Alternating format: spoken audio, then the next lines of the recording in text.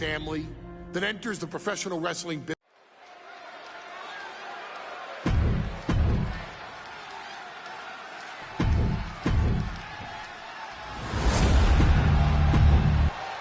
You win these, you make a case as one of the best teams ever.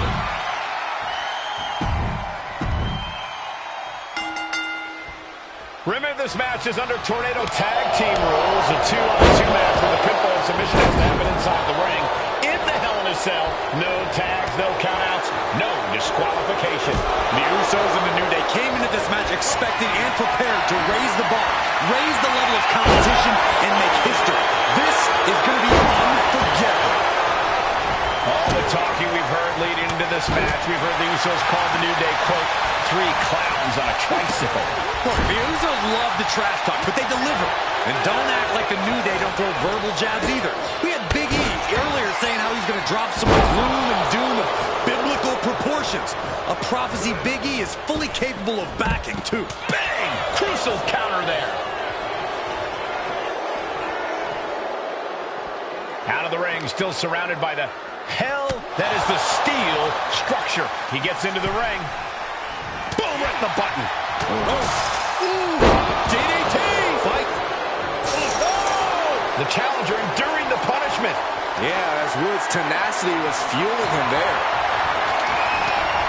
He's got a kendo stick, a weapon we've seen used to great effect time and time again. I think Jay's face took the brunt of that shot. The Usos following the footsteps of many great family tag teams, the Steiner Brothers, the Head Shrinkers, who of course Jay and Jimmy's own father was a member of.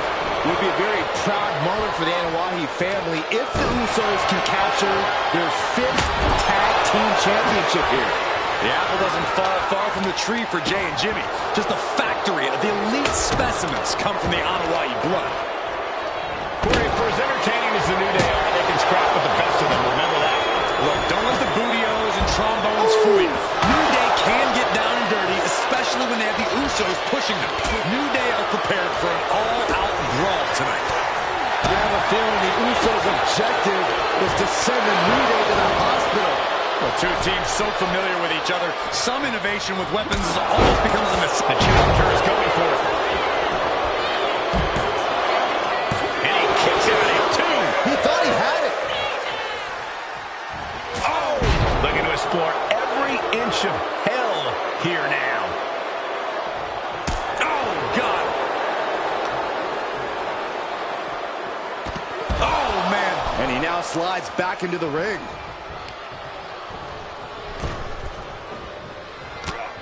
Oh, that hurt right to the kidney. And looking to seal the deal, guys. The champ is in agony here. There is no comfort, no mercy inside the cell. It's only going to get worse. Just gets clotheslined there.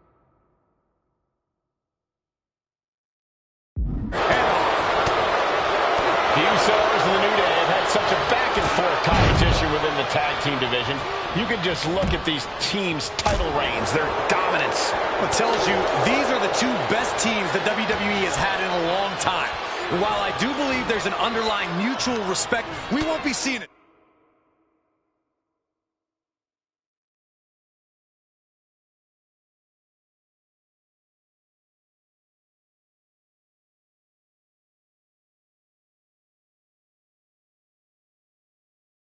Tonight, because these are 2 very proud teams who feel incomplete without the championships around their waist.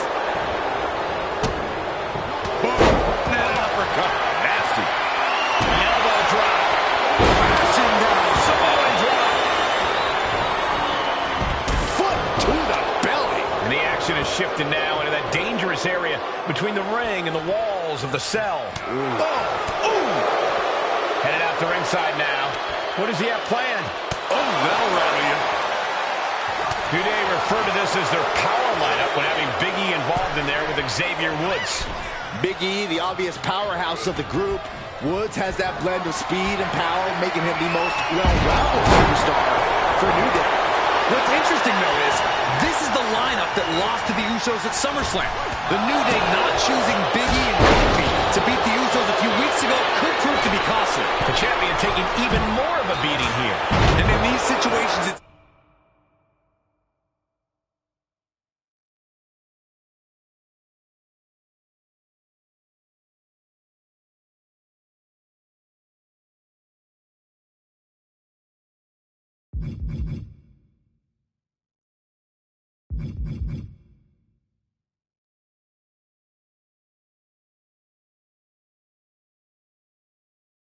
hard to not get desperate, to start going for Hail Mary plays.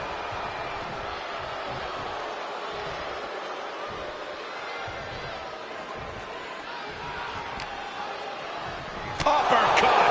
Jarring. Overhand connects. Corey, a few weeks ago, we saw the New Day walk out of SmackDown as champs in a street fight. And that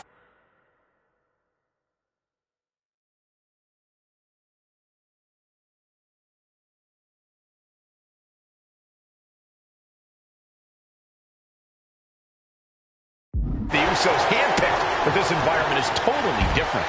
There's nowhere to run, nowhere to hide. I think the New Day played right into the Usos' hand when they selected this match.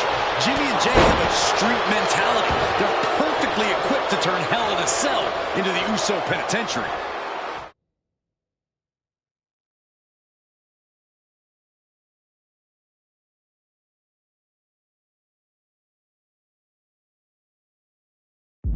Punch right in the head. And it seems like his head might be the target here. Clearly hoping something nefarious is beneath the ring. Here we go for the championship. That stops the count. What a save. Right to the kidneys from behind. Boom, did you hear the impact? Unpacks a well-placed punch. Set him up with somebody drop. Jay with an opening to go high. Down to the ring to the confines of the Top rope. Uso splash. Will that be enough to win the titles? Champs down. This one's for everything. Shoulders are down. He makes the save. Better late than never. Jimmy Uso is feeling it. He is getting that energy level back up. Chop. Usos and New Day going at it inside Hell in a Cell. And Jey Uso set outside the ring, and now the New Day on the attack. Big E, as aggressive as I've ever seen him here tonight. And Xavier Woods now with toys, kendo sticks in hand. And it's about to get more aggressive, more vicious, more barbaric.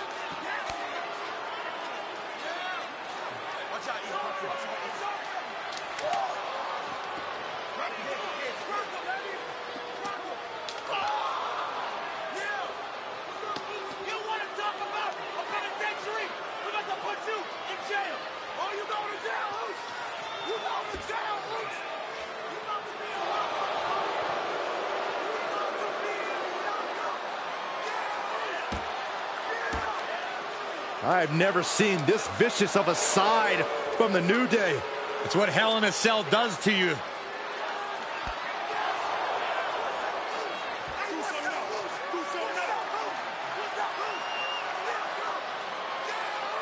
Oh, now with the kendo sticks, Xavier Woods unloading.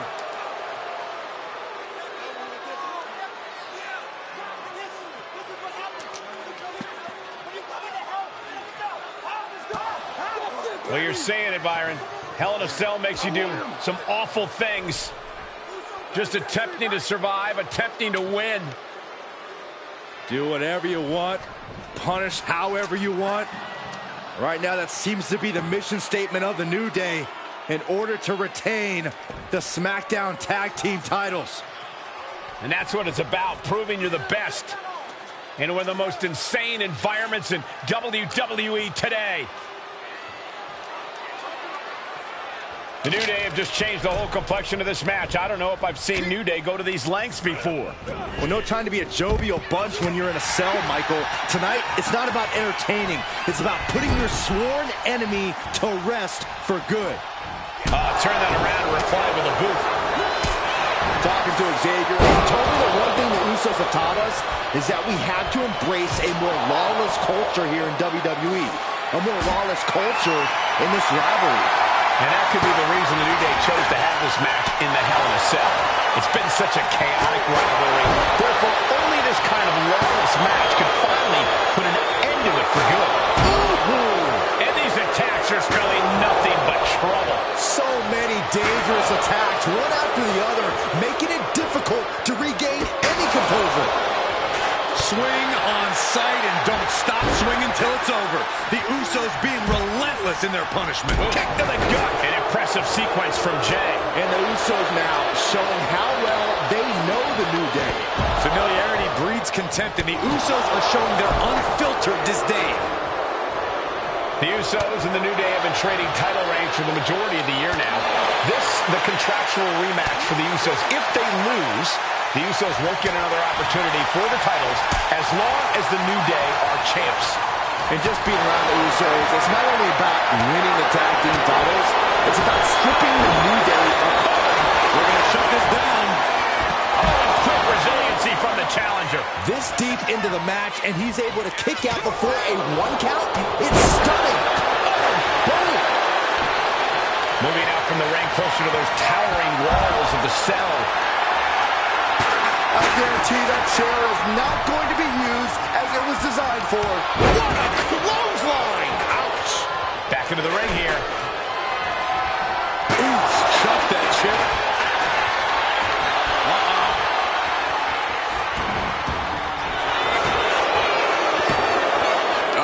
He knows the goal is to win the match, right? Yeah, what's he doing? Counter after counter. Neither superstar getting the clear advantage.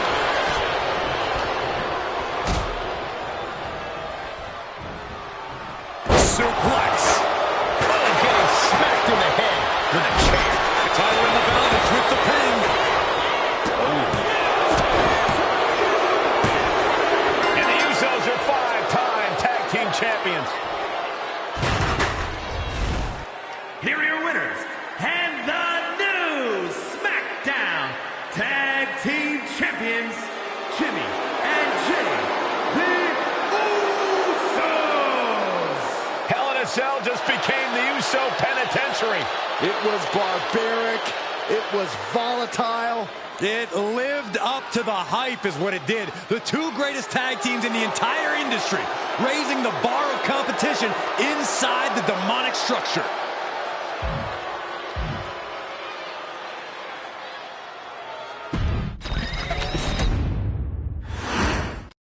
The cell door is locked. First of 2 Hell in a Cell matches tonight in Detroit. This is the 20th anniversary of this barbaric match. The Usos and the New Day must be prepared for pain and punishment. Two of the greatest tag teams ever. One of the best rivalries going today. It all comes to a head right now for the SmackDown Tag Team Championship. Pin attempt by the champ.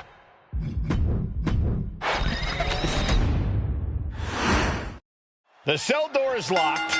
First of 2 Hell in a Cell matches tonight in Detroit. This is the 20th anniversary of this barbaric match. The Usos and the New Day must be prepared for pain and punishment. Big move followed up with a pin attempt. He isn't going to go away that easy. The Usos and the New Day have had such a back-and-forth competition within the tag team division. You can just look at these teams.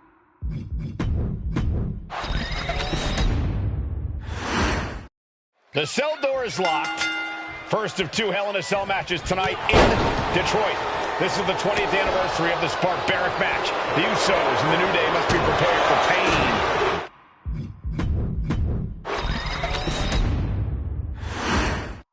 Remember, this match is under Tornado Tag Team rules. A 2-on-2 match where the pinfall or submission has to happen inside the ring.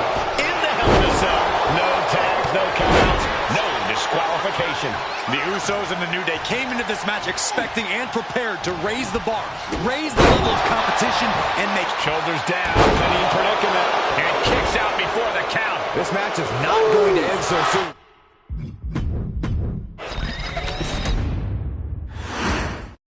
Remember, this match is under Tornado Tag Team rules. A 2-on-2 match where the pinfall or submission has to happen inside the ring. In the Hell in a Cell, no tags, no countouts, no disqualification. The Usos and the New Day came into this match expecting and prepared to raise the bar, raise the level of competition. competition and make history. This is going to be unforgettable. So many amazing matches between these two teams. They said it this past week on SmackDown. No matter where we are, we put on a show. The Usos and New Day have a unified goal to raise the bar of tag team competition, to bring the division to a whole nother level. You know, in basketball, we're talking about super teams. Well, these two teams are the proverbial super teams in WWE. Drop kick! Great athleticism. A back suplex. We got to cover, guys, for the championship. It looks like the powerhouse of positivity got a bit rocked. Yeah, as Jimmy was staking his claim with that. I have a feeling the Usos' objective is to send the New Day to the hospital. Well, two teams so familiar with each other, some innovation with weapons almost becomes a necessity. Corey, for as entertaining as the New Day are, they can scrap with the best of them. Remember that. Look, don't let the bootios and trombones fool you. New Day can get down and dirty, especially when they have the Usos pushing them. New Day are prepared for an all-out brawl tonight. Back into the ring now. Man. The Usos following the footsteps of many great family tag teams, the Steiner brothers, the Head Shrinkers, who, of course, Jay and Jimmy's own father was a member of. It would be a very proud moment for the Anoa'i family if the Usos can capture their 5th tag team championship here. The apple doesn't fall far from the tree for Jay and Jimmy. Just a factory of the elite specimens come from the Anoa'i blood. Boom! Now uppercut. Nasty. That's a free fall. Into the pin. Title on the line. These men knew this match was going to be hard-fought. Going to the top rope. What's his plan? From the top. Crash landing. What's he? Looking for the front waist lock. And countered into an arm drag. The Usos and the New Day have had such a back-and-forth competition within the tag team division. You can just look at these teams' title reigns, their dominance. It tells you these are the two best teams that WWE has had in a long time. And while I do believe there's an underlying mutual respect, we won't be seeing it tonight because these are two very proud teams who feel incomplete without the championships around their waist. Getting carried to a vulnerable position here. Snake eyes caving in their face. The champ is starting to suffer. Hell in a Cell isn't just about trying to win the match, it's about struggling to survive. Oh, ouch.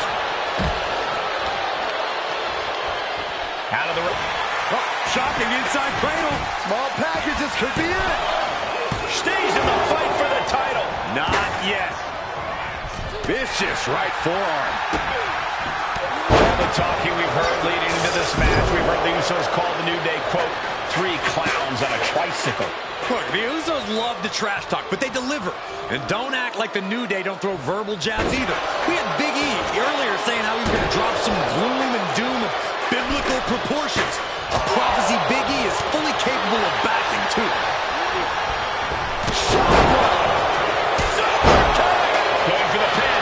Title on the line. The champ. And the Usos are 5-time tag team champions. Here are your winners, Jimmy and Jay, the Usos. Hell in a Cell just became the Uso penitentiary. It was barbaric. It was volatile. It lived up to the hype is what it did. The two greatest tag teams in the entire industry, raising the bar of competition inside the demonic structure.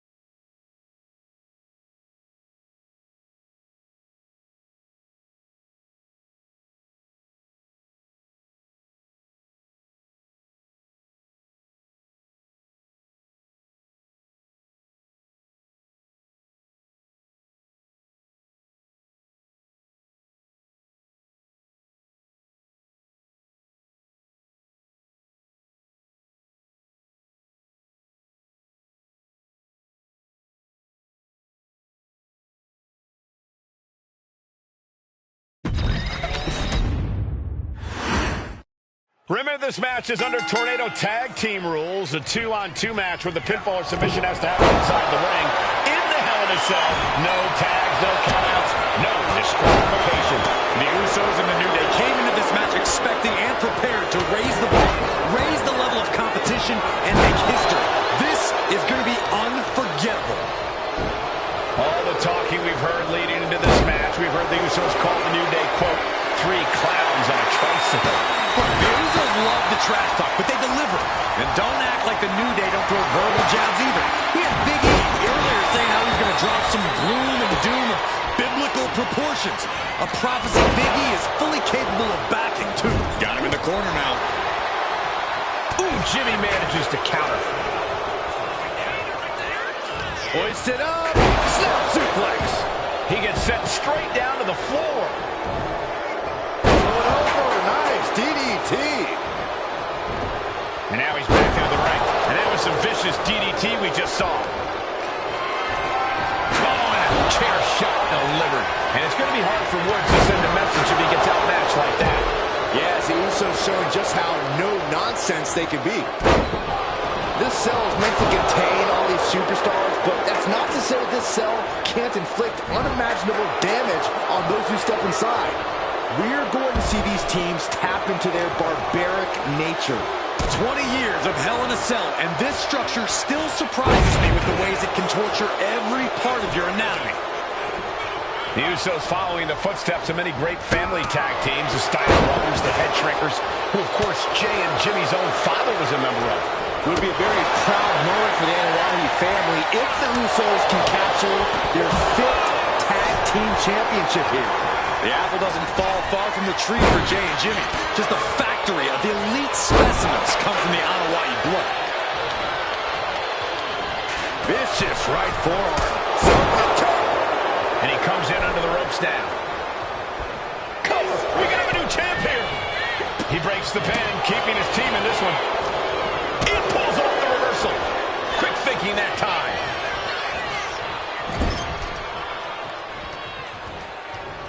And Jimmy Uso clearly ready for a fight here.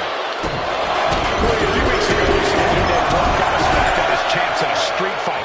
A match the Usos handpicked, but this environment is totally different. There's nowhere to run, nowhere to hide. I think the New Day played right into the Usos' hand when they selected this match. Jimmy Usos and New Day going at it inside Hell in a Cell, and the New Day have just changed the whole complexion of this match. I don't know if I've seen New Day go to these lengths before. Well, no time to be a jovial bunch when you're in a cell, Michael. Tonight, it's not about entertaining. It's about putting your sworn enemy to rest for good.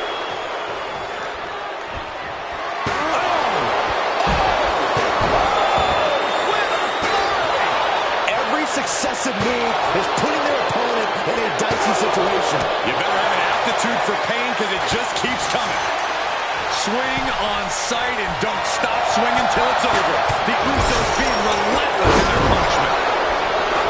Talking to Xavier, he told me the one thing the Usos have taught us is that we have to embrace a more lawless culture here in WWE. A more lawless culture in this rivalry. And that could be the reason the New Day chose to have this match in the Hell in a Cell. It's been such a chaotic rivalry. Therefore, only this kind of lawless match could finally put an end to it for good. Oh my God, DDT! Lights out. Boom!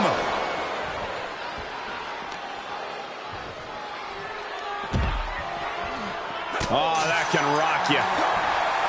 The Usos and the New Day have been trading title reigns for the majority of the year now. This, the contractual rematch for the Usos. If they lose, the Usos won't get another opportunity for the titles as long. Trying to put this thing away. Shoulders down, roll up. The challenger forces a shoulder up. I can't believe the ref didn't even get to one. The challenger really taking it on the chin here. Yeah, it looks like the New Day was able to catch them by surprise. Hung across the top rope.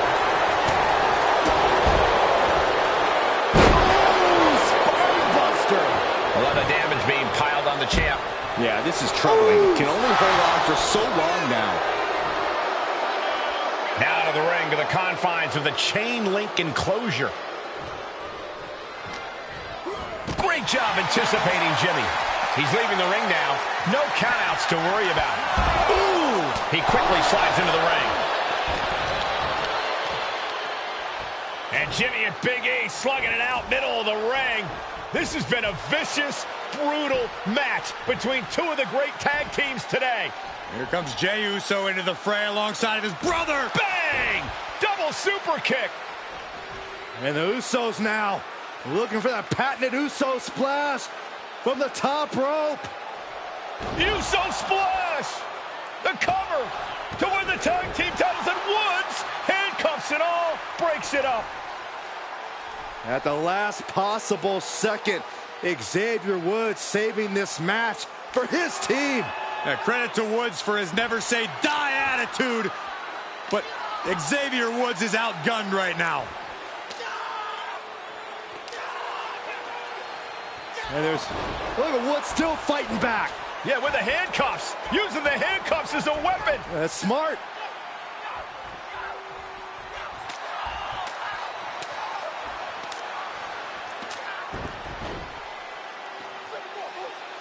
And Woods now down. And trying to still fight back. What heart from Xavier Woods. That heart may not have much more fight left. Jimmy and Jey back up to the top one more time. Uso splash in stereo. The cover. The Usos win the tag team titles. Here are your winners and the new SmackDown Tag Team Champions, the Usos.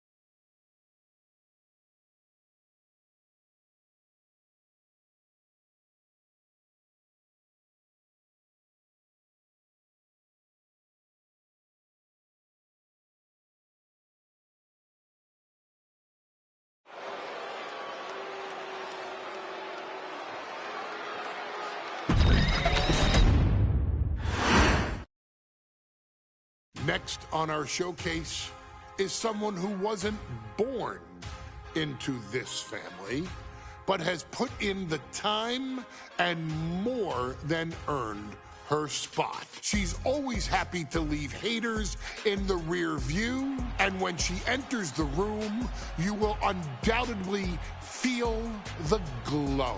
Of course, I'm talking about Naomi, who many of you may know has reigned as Jimmy Uso's wife and queen for over 10 years. There's the old saying that behind every good man is an even better woman, and this could not ring more true than Naomi, who I will say is an absolute treasure.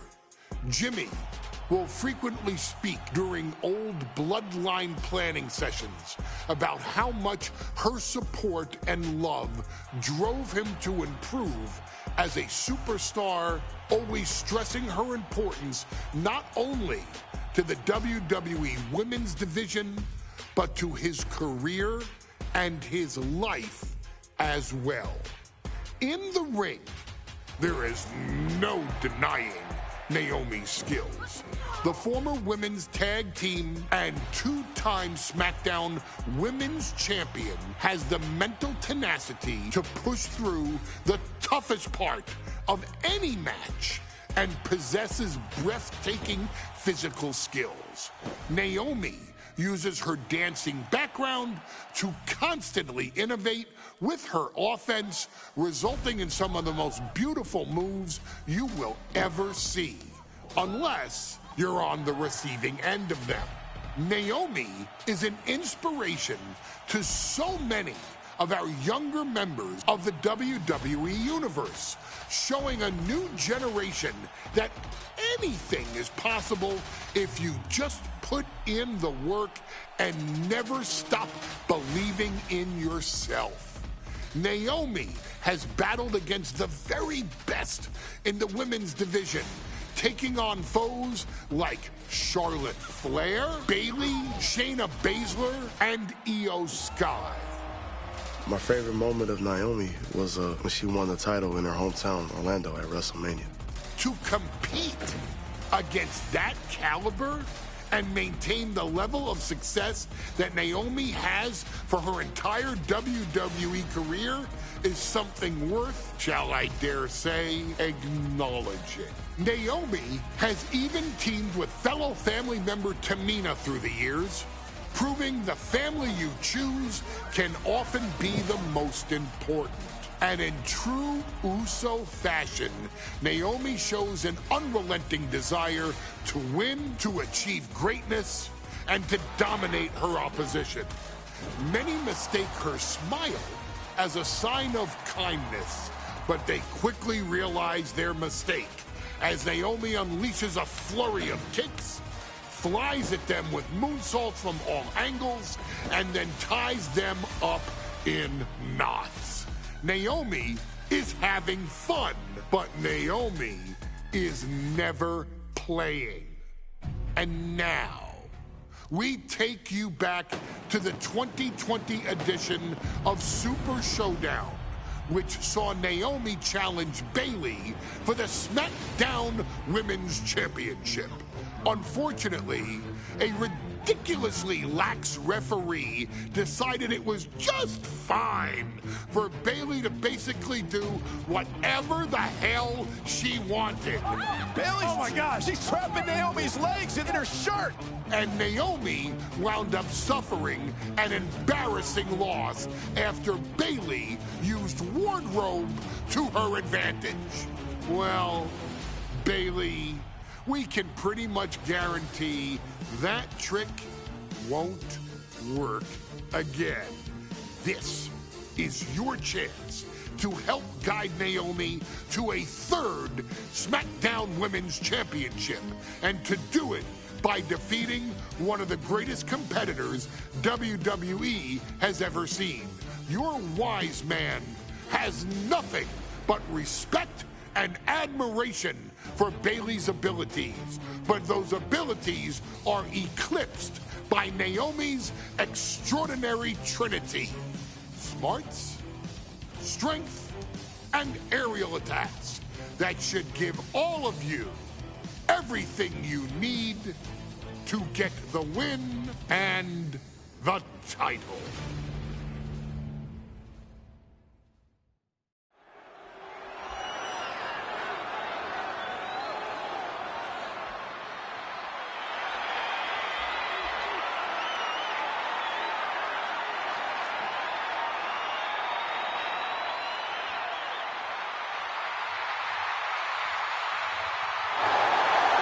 Gentlemen, it's glow time! I got an idea, Saxton. Why don't you glow home? No, I cannot, Corey. When asked earlier this week about this matchup, Naomi said it is an honor to be here, an honor to make history, because for the first time ever, a women's championship will be defended in Saudi Arabia. Naomi certainly has momentum on her side, and as we've seen in recent weeks, it appears as though Bayley has at least a healthy respect for Naomi. Well, so much of Naomi's career has been predicated on making history.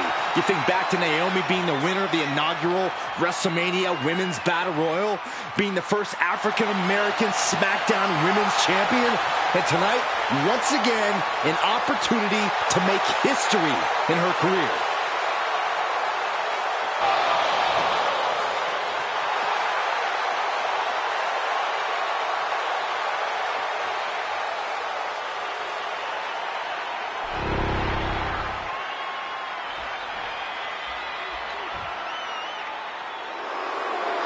And gentlemen, when Bayley was asked about this history-making match tonight, she said, of course I'm part of this, because history is made by winners. And I'm going to become a role model for everyone here tonight in Saudi Arabia and for everyone around the entire world.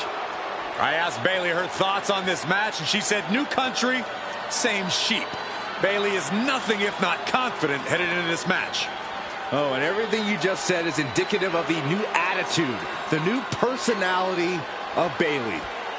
Bayley has been SmackDown Women's Champion for a record-setting 279 days. She's won every title available in WWE. The NXT Women's Championship, the Raw Women's Championship, the two-time SmackDown Women's Champion, a Tag Team Champion, a Money in the Bank winner. Bayley has accomplished it all. But the one thing Bayley has never done in her career, she's never beat Naomi. And believe me, that is a huge point of confidence for Naomi and a huge pressure on the champion. What an exciting moment for both of these competitors tonight, but once the bell rings, it's down to business. The SmackDown Women's Championship is on the line.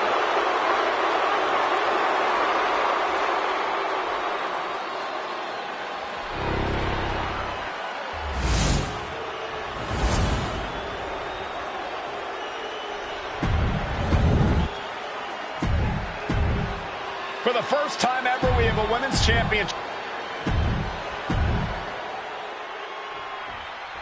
Bayley versus Naomi, SmackDown Women's Championship on the line. So much of Naomi's career has been predicated on making history. And tonight, she has the opportunity to make even more history. And Naomi's got plenty of momentum coming into this match and is feeling mighty confident herself. Bayley having every reason to be confident headed into this matchup.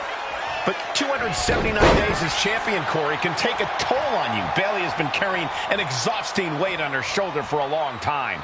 I don't think it's anything Bayley can't handle, Cole. Once you reach the mountaintop, you plant your feet and you hold your ground, no matter how heavy the burden may get. Naomi had it turned around. Arm wringer, their opponent in a compromising position, but now starts to fight out with some punches to the gut. Naomi's heading up top. Taking flight. Body splash. And Bayley's resolve might be wavering here. And Naomi continues to somehow have Bayley's number here. A factor to consider in this match is that Naomi took some time off to rejuvenate herself, to get her mind right, to refocus on her desire to once again be batten down the hatches. These two are unloading. Cuts the attack off. So much pride, so much resiliency on display. Giving up now is not an option. They have to finish this. Each exchange just sapping the energy from these two. WWE Universe appreciating these athletes toe-to-toe, treating each other like heavy bags. The willpower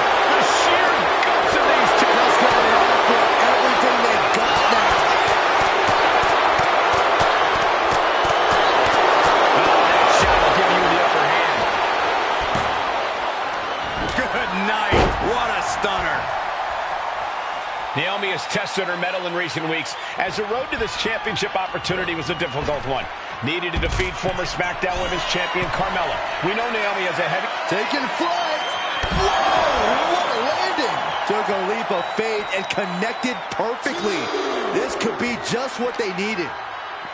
Naomi going for broke. And this high-risk offense from the challenger might be catching the champion by surprise. The challenger being the aggressor here, but remember, the title can only be won by...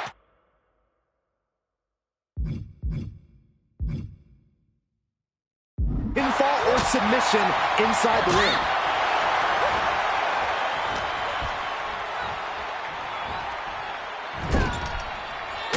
Punch right to the face.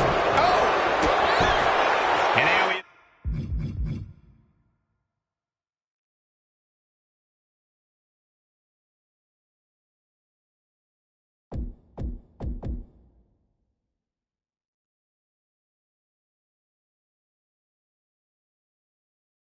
has been quick to take to social media lately, reminding everybody that Bayley has never beaten her one-on-one.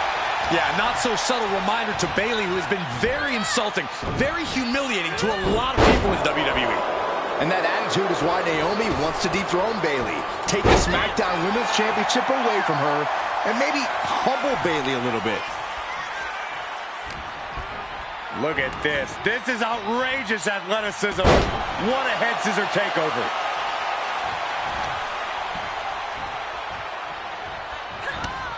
Just like that, she turned it around. Series of counters here. Who will finally capitalize? Naomi feeding off the WWE Universe, inching closer to recapturing the championship. We've said it time and time again. Naomi may be the most athletic woman we've ever seen compete here in WWE. Yeah, Naomi wants to depend on athletic maneuvers, while Bayley wants to be more...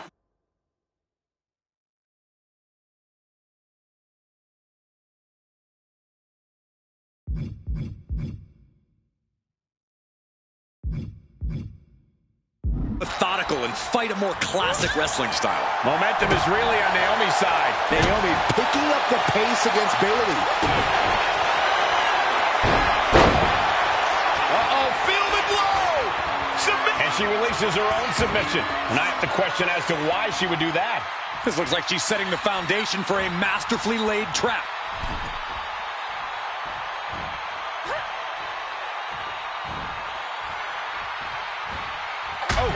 Right to the face. Bayley turns it around. Now Bayley looking for some momentum. If Bayley was looking for an opportunity to pull a 180, that could be it. Here we go. Cover. Wow. To the back of the knee.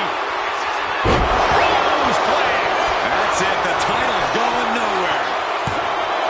2. Bayley retains the title.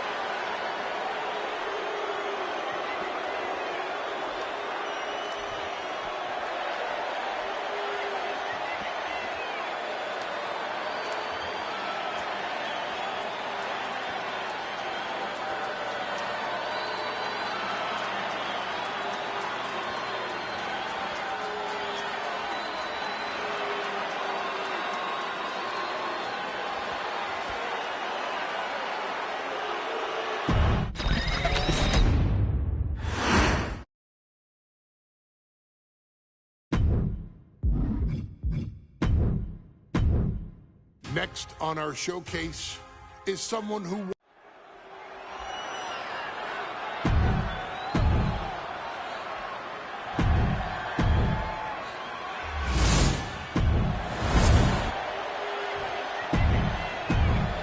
For the first time ever, we have a women's championship match.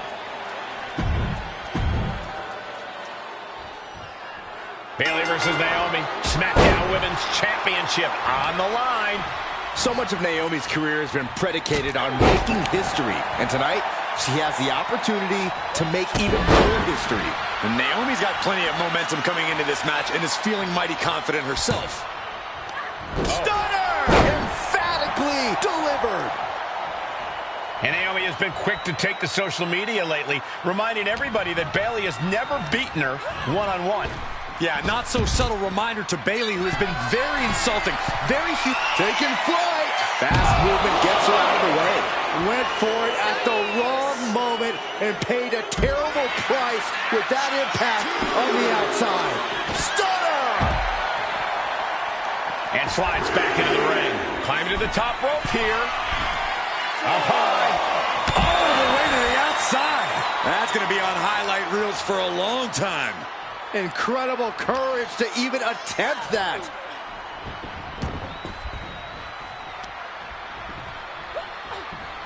Ooh, forearm. We've said it time and time again. Naomi may be the most athletic woman we've ever seen compete here in WWE.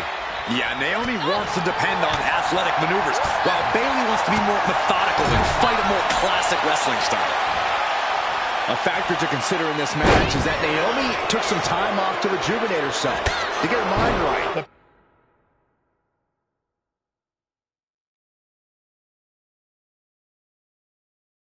Pin for the championship. The challenger doesn't even allow a one count. She's not going quietly into the good night here, making things very... Neither superstar giving an inch here. Ooh. It looks like we've got ourselves a brawl here. Two Titans trading strikes and refusing to back down. Looks like a hockey fight just broken out. This is a war of attrition with neither superstar wanting to be the one who surrenders. What impressive determination from both competitors, keeping at each other no matter what. Who will break? And now these two just pulling the hell out of each other. Looks like we know who won that exchange. Oh, man. Naomi has tested her mettle in recent weeks, as the road to this championship opportunity was a difficult one. Needed to defeat former SmackDown Women's Champion Carmella. We know Naomi has a heavy desire to become a three-time Women's Champion. Other superstars say they want the title. Naomi has said she needs her title back.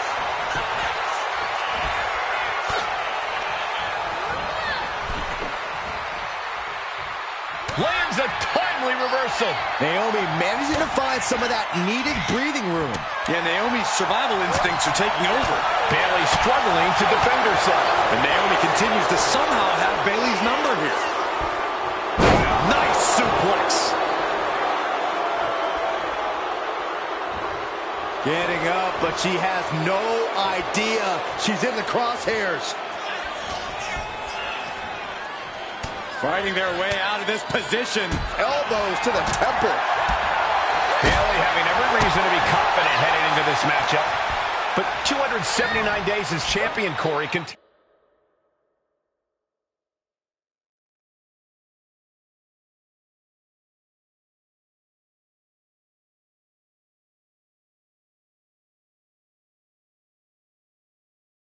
take a toll on you. Bayley has been carrying an exhausting weight on her shoulder for a long time.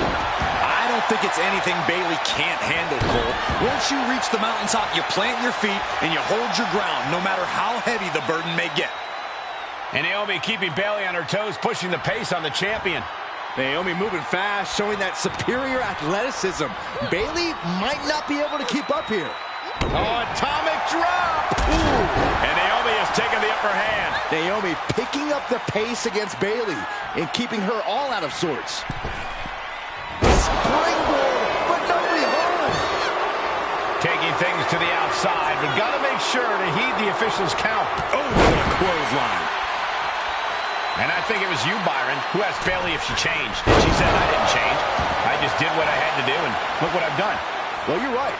Love it or hate it, Bayley's doing what she's had to do by hook or by crook to maintain a stranglehold on the SmackDown Women's Championship.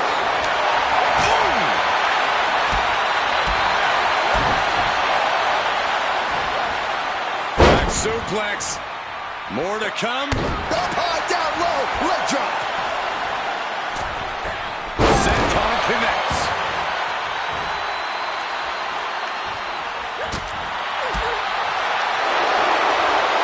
On-ringer. What? How about a punch? What a stiff shot. Yeah, I think that one, yeah, she's bleeding. She drew first blood. Attacking the torso again, doing a little more damage. Placing her in the corner. She's vulnerable, up on the top turnbuckle. And here we go. Championship's on the line. Naomi's got Bayley in trouble up on the top rope. This could be Naomi's moment. Smart move by Bayley, protecting her title and going to the eyes. Oh, what a kick. Bayley is down and in trouble. Quick thinking by Naomi, looking to close this one out. Nobody home. Bayley wisely moves out of harm's way. What's Bayley trying to do here? What the? I think Bayley's trying to trap Naomi's legs in Naomi's own shirt. A great counter by Naomi. Naomi ducks underneath, and we got a standoff. Great match so far. Well, Bayley thought she had Naomi, but the challenger was ready. Well, the champion has to find a new strategy in a hurry. And that goes to show you what Bayley thinks of her opponent here. And retaliates with a counter.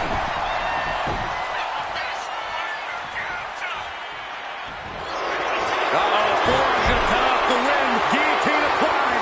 Bending the body in ways it shouldn't be bending.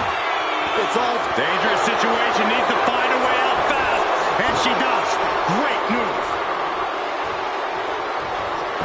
And then what a kill with a forearm. excellent job.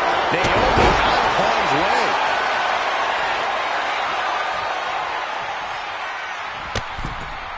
And over the top into a rough landing.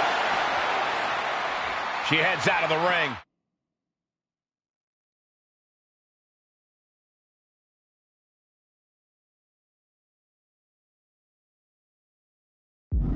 Needs to mind in the official count. And she slides her back to the mat. Boom, rear view. Connecting. Oh, we headed towards a title change. Makes the cover. Now we did it. We have a new champion. Here is your winner, and the new SmackDown Women's Champion, Naomi. Bayley's stranglehold on the SmackDown Women's Championship has ended. The Glow era has begun. Bayley was as aggressive in this match as she's ever been, but Naomi's confidence and athleticism were just too much for Bayley to contend with. History made in the Middle East.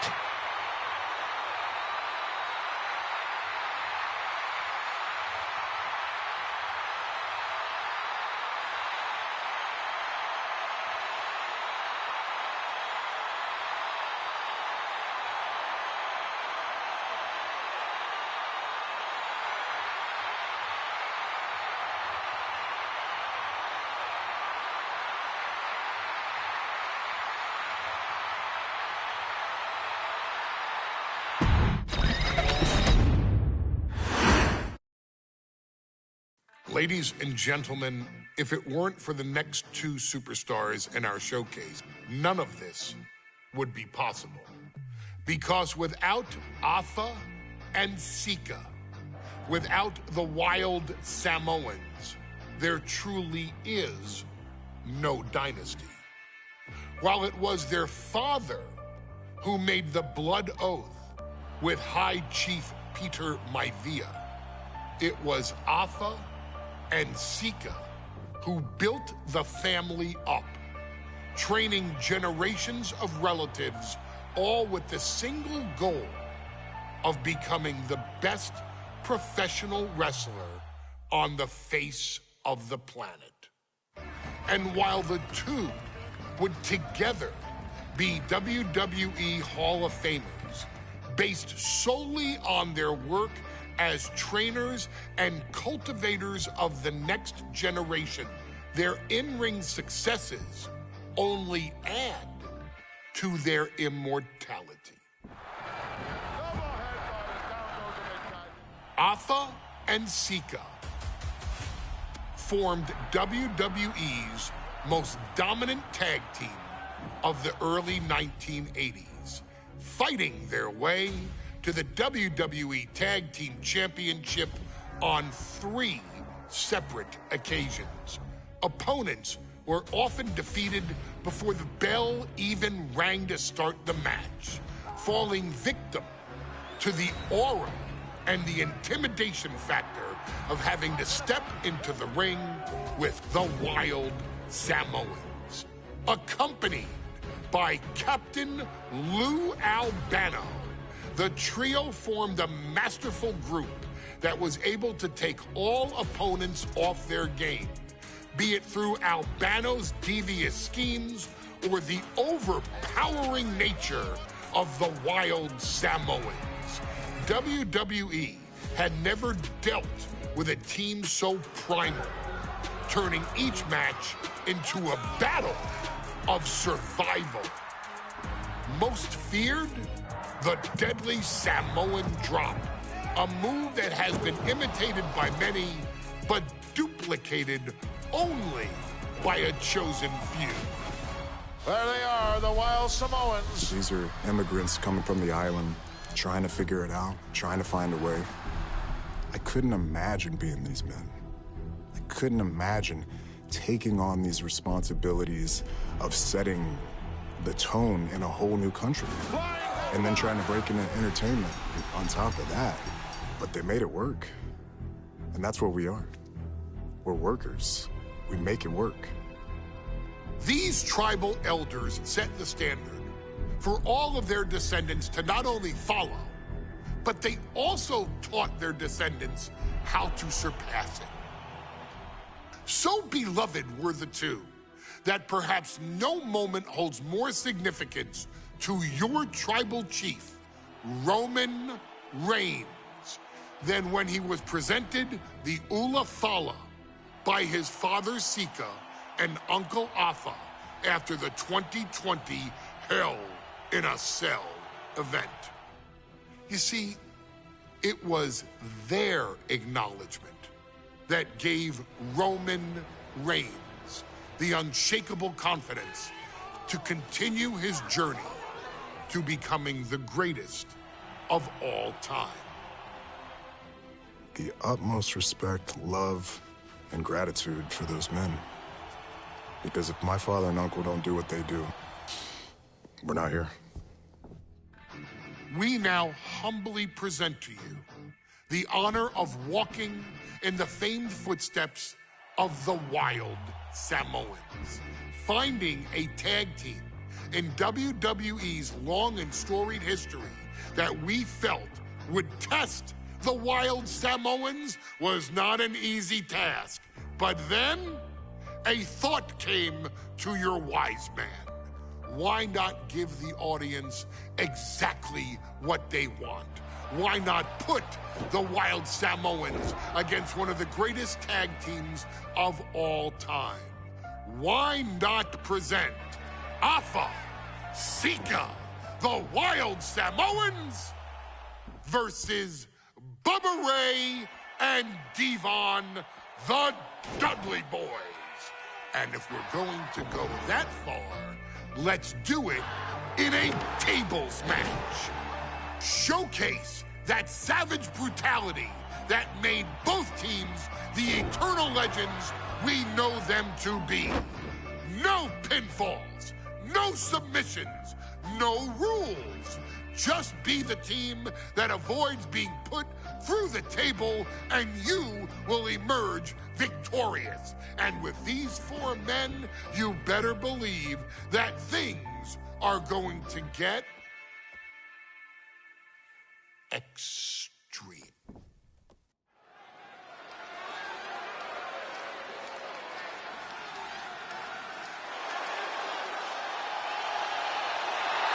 And here they come. Bubba Ray and Devon are ready for a fight. That's just what they'll get from Afa and Sika. And then some.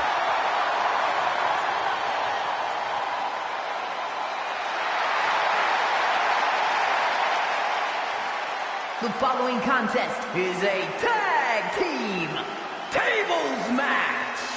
And at a combined weight of 603 pounds, Bubba Ray and Devon, the Dudley Boys.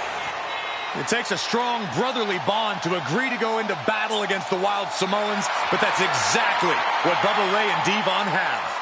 I have a strong feeling this match isn't going to be for the faint of heart. Well, look, the Dudley Boys may not be all there in the head, but they're easily the most highly decorated tag team in pro wrestling history. They've beaten the best, they've beaten the toughest, and they're ready to come in and beat the wildest tonight. Both the Dudley Boys and the Wild Samoans are coming into this tables match with something to prove. Who's the best tag team of all time? Who's the more cohesive brotherly unit? Who's more savage? Who's more extreme? Gentlemen, we are moments away from finding out the answers to these questions once and for all.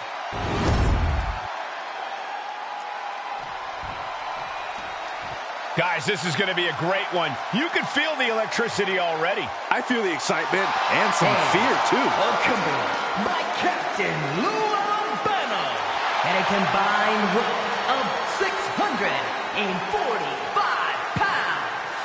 Afa and Sika, the Wild Samoans. This tables match might be a dream match for many, but for both the Wild Samoans and the Dudley Boys, this is about to be one team's greatest nightmare. Afa and Sika clearly not looking to back down here.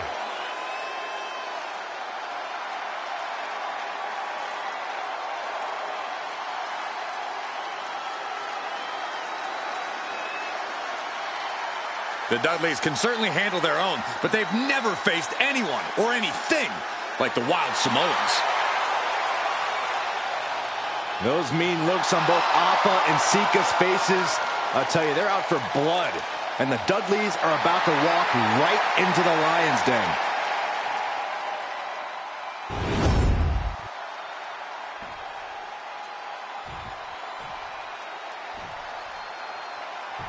Here's the bell, and it's the Wild Samoans, Afa and Sika, taking on Devon and Bubba Ray Dudley, the Dudley Boys. Two sets of brothers, two sets of absolute madmen, ready to get the tables and get downright savage. Bringing a new definition to the term sibling rivalry.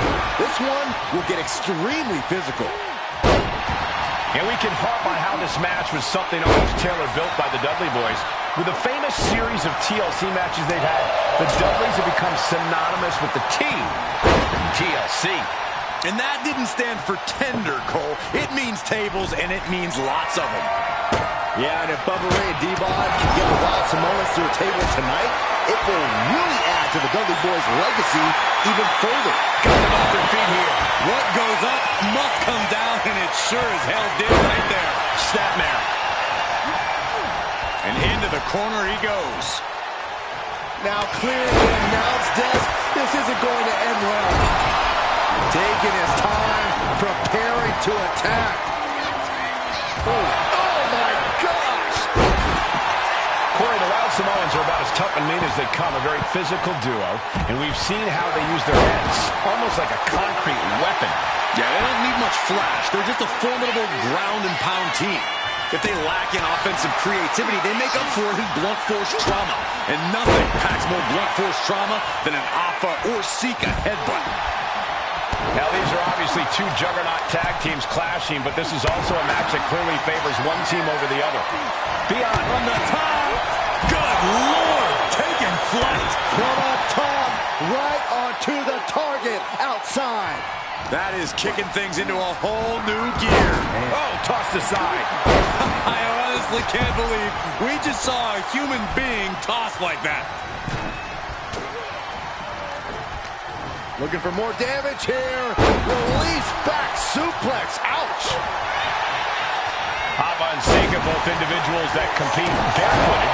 Not something common of most wrestlers, Corey, but it is actually very customary in the Samoan wrestling heritage. Look out! Ooh-wee. Big forearm. And now he gets back into the ring. Foot in the corner now. Wicked clothesline. And he's leaving the ring for the moment. A steel chair? Something we all know can be a devastating weapon. I don't think people realize the amount of strength it takes to hurl someone like that. And heading up top. Ooh, great anticipation. Oh, look out. Dropped him with a big shoulder tackle. A very ferocious demeanor emanates from the Wild Samoans. Like Flying. Whoa, look out. Oh, come on. Just take it back in the ring. Pretty please. Say a little longer, Saxton. I don't think he heard you. He's got one thing on his mind. Into the Samoa drop. Incredible. Ava and Sika might have. And now he's looking to lock in this submission. Targeting the shoulder with... Escape and a takedown. Ooh. Effective counter. Looks like he has something planned with his table, guys. Oh, no. Big time escape right there. Hot top. Into the Samoan drop. Incredible. The Wild Samoans just completely wrecking the Dudley Boys in there. Tossed without regard. And he throws the opposition back into the ring.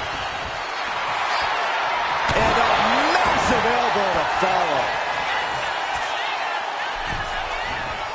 He is looking to do some serious harm. And Devon escapes danger. And he's pulled the ring apron up, looking under there for something. I don't care what they say. Nothing good ever comes from getting the tables. Slides under the ropes. Back into the ring.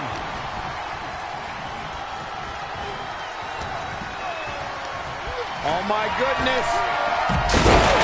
And Ava and Sika just beat the Dudley Boys at their own game. Here are your winners, Ava and Sika, the Wild Samoans. And it's the Wild Samoans standing tall, having beat the Dudley Boys at their own game. Devon and Bubba pushed Ava and Sika to their limits, but in the end, there was only one way this match could end.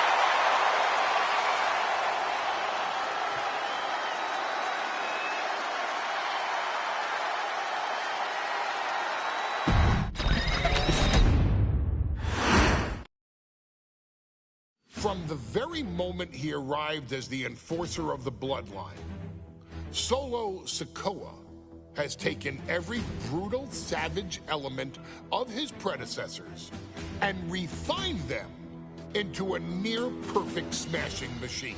Even in the year before his arrival, Solo raised eyebrows and garnered buzz while competing in NXT. But nobody could have predicted just how smoothly his transition to the main roster would go. And before I go on any further, let me make one thing perfectly clear. I'm only saying what I'm saying about Solo Sikoa because I am a wise man. I'm a professional. And because I'm being handsomely compensated for my stellar work as your host of the WWE 2k25 showcase. I haven't forgotten what Solo Sikoa and his rogue bloodline did to me. But I also know better than to let personal feelings hinder your professional endeavors. So with that being said, since his arrival at Clash at the Castle in 2022, Solo Sikoa has consistently been involved in WWE's biggest moments and biggest matches. He's been victorious in War Games.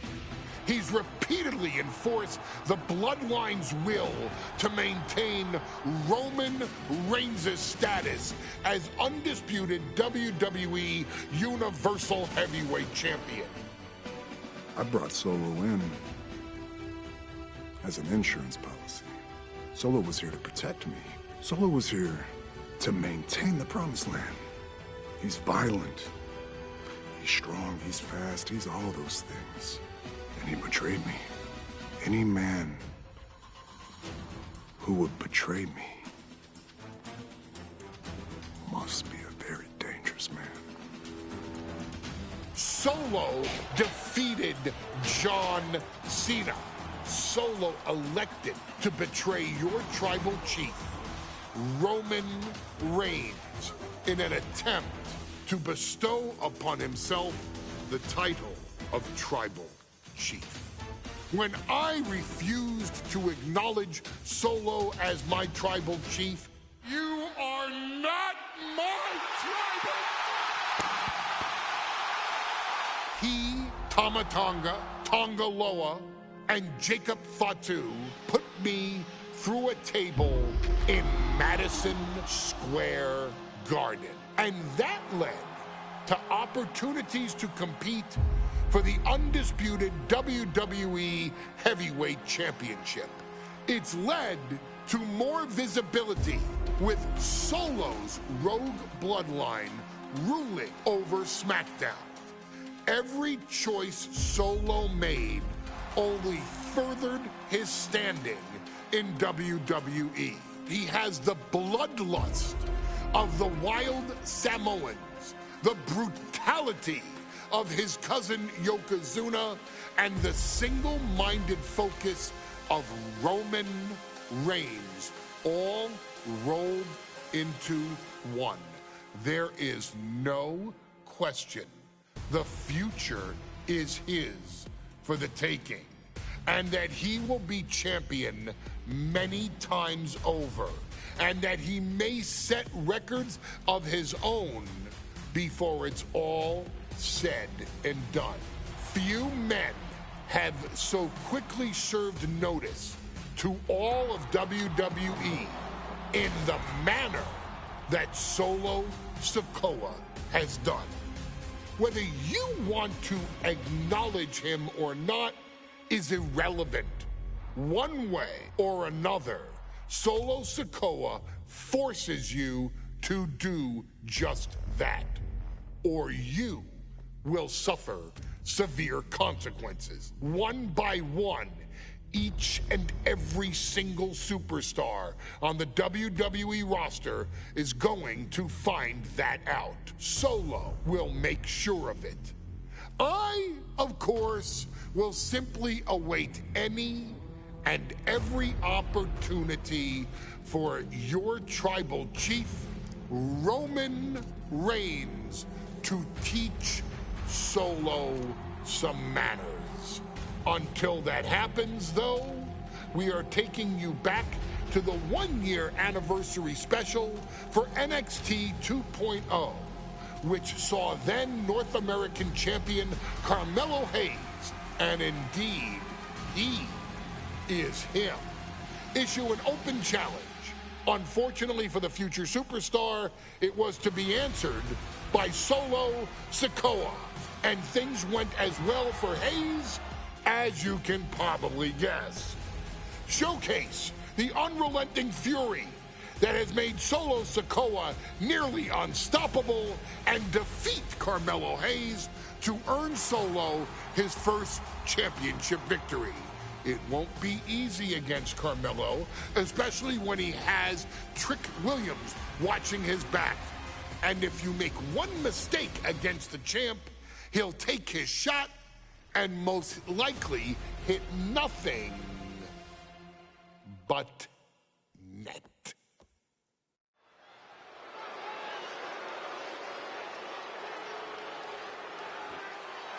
Here comes the A-Champ. The following contest, scheduled for one fall, is for the NXT North American Championship. Accompanied by Trick Williams, he is the NXT North American Champion, Carmelo Hayes. Mello and Trick looking so pleased with themselves after attacking Wesley. NXT 2.0 celebrating its first anniversary, all thanks to amazing talent like this man. Hayes has a look right now. He probably thinks he's getting the night off and another day on his North American title reign. Well, after what Mello and Trick just did to Wesley, who's going to have the guts to step up and take Lee's place?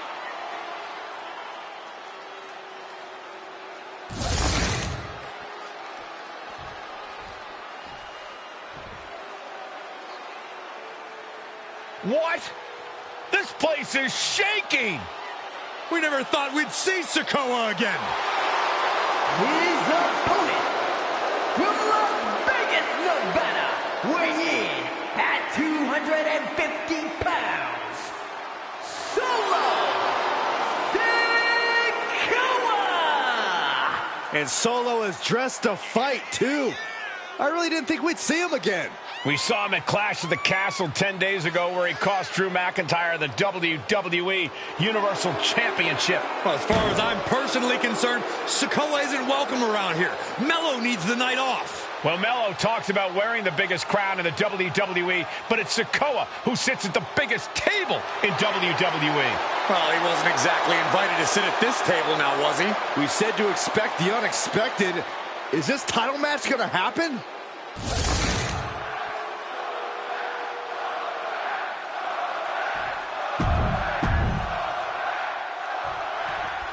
Now, this is a surprise. Carmelo Hayes seemingly had no challenger for his North American title, but Solo Sikoa just showed up here and said, I got next.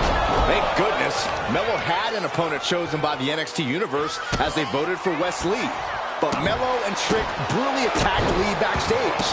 Now we're being spared a Mello-bration and getting a real match.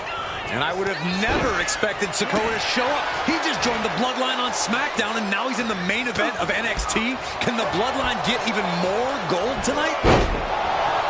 Strong words from Carmelo Hayes before this match saying, quote, heavy is the head that wears the crown, and Mello has the biggest crown and the heaviest head. Mello has indeed proven worthy of said crown, but he's face-to-face with a man who has a seat at the biggest table in WWE. Well, both men have earned their status thus far, that's for sure. Got to be a tough situation for Carmelo Hayes here. He's up against an opponent he could never have planned for. Oh, but there's a clear strategy, Cole. Solo Sikoa has an injury to his left knee. Trading back and forth blows now. Turning the tables. Big shots being fired right now. Neither competitor letting up. Just teeing off with that fight forever vibe. Two fighters putting their haymakers on autopilot right now. Ooh. They are emptying their tanks, going back and forth like this. You can feel the contact, and so does the WWE Universe. They are, oh man, the shots raining down, one after another. Oh, one thunderous final blow. You got to imagine that Roman Reigns, the Usos, even Paul Heyman are watching this match. And Sikoa sent toward the ropes, and Carmelo Hayes with a kick right to the midsection. Mello taking it to Sikoa here. The power of Solo just a little too much for the A-Champ in this instance. What a chop. Trademark viciousness. Lack of mercy. That's what Solo Sikoa is all about. Into the corner. Big splash by Sikoa. Mello in trouble. Sikoa. Trick Williams making sure Mello got out of harm's way. Well, at least momentarily. Yeah, momentarily is right. Sikoa continuing to inflict more punishment on the champ. And Hayes takes out Williams on the outside. Solo standing strong. Solo not allowing the presence of Trick Williams to distract him whatsoever. Solo has the mindset to destroy anyone in the way of him in the NXT North American Championship. Let me point out that this is brutally unfair to the A-Champ. He prepared for Wes Lee or a night off. Now he's not getting either? This is ridiculous. The advantage is clearly in the hands of Solo Sikoa, who's had something up his sleeve all night. Well, you think Mello is regretting the attack? Thinking about a submission here, guys. Boston Crab, the legend. Trying to free himself, trips the ankle, and he's out. And kicks off his opponent.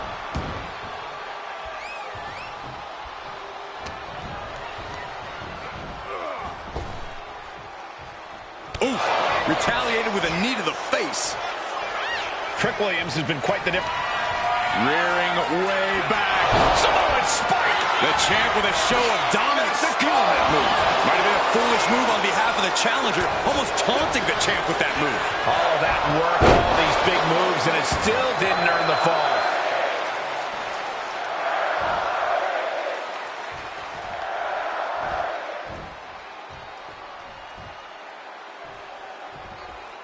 Ooh, what a nasty kick.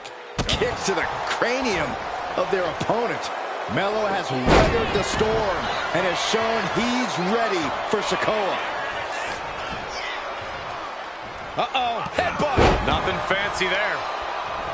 You got to be impressed by both Solo Sikoa and Carmelo Hayes. They've taken NXT 2.0 by storm over the last year. Yeah, since the shift to NXT 2.0, Melo has spent over 9 months as NXT North American Champion over 2 very long reigns. And don't forget Solo. Over the last year, he's defeated top NXT names like Santos Escobar, Grayson Waller, and LA Knight. Yeah, he beat Knight so bad we haven't seen him in months. Maybe we should ask that Max Dupree guy. Oh, a Samoan drop. Momentum clearly on the side of Sikoa. And it looks like Solo has all the answers for Carmelo at this point. Big uppercut rocks the jaw of Carmelo Hayes. Ripped out of the corner. Looking to put him away, and now Trick Williams up on the apron, causing a distraction. Trick paying dividends. Ooh. First 48. And that could be the turning point for the North American champion. Oh, Samoa drop by Sikoa. Cover now for the win. Hayes kicks it too. And Williams once again on the apron. You can see how concerned Trick Williams is that Carmelo Hayes' championship hopes, might be fading away. Super kick drops Williams. Hayes picked out of the sky. Oh, spinning Solo. Is that it for Carmelo Hayes?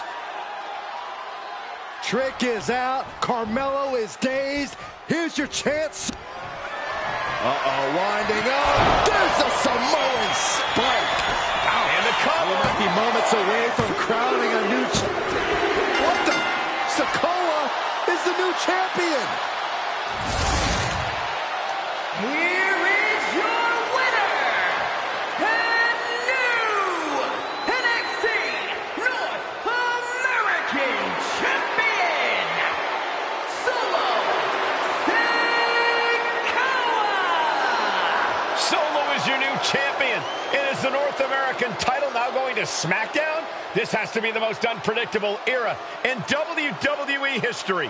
You know Sikoa was given his marching orders from the head of the table. Don't leave NXT without the gold. Well, mission accomplished for the newest member of the Bloodline. As Melo would say, if you call your shot, you better make it. Solo took the shot, hit the shot, and now he's the new North American champion.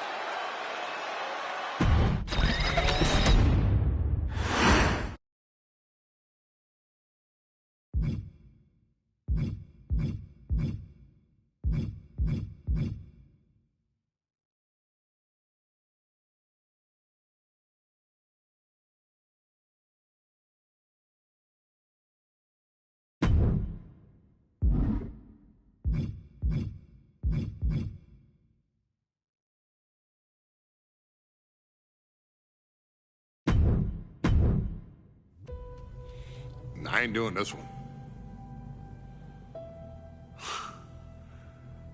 We can have all the fun we want with these video games and this showcase and these fantasy matchups like Offensica versus Bubba Ray and Diva. I'm not doing shtick about Roman Reigns and Seth Rollins. That's a little too volatile. And it's way too personal for Roman Reigns. Roman Reigns and Seth Rollins came up together in the Shield. And Seth Rollins took it upon himself to disband the Shield by blindsiding Roman Reigns with a chair.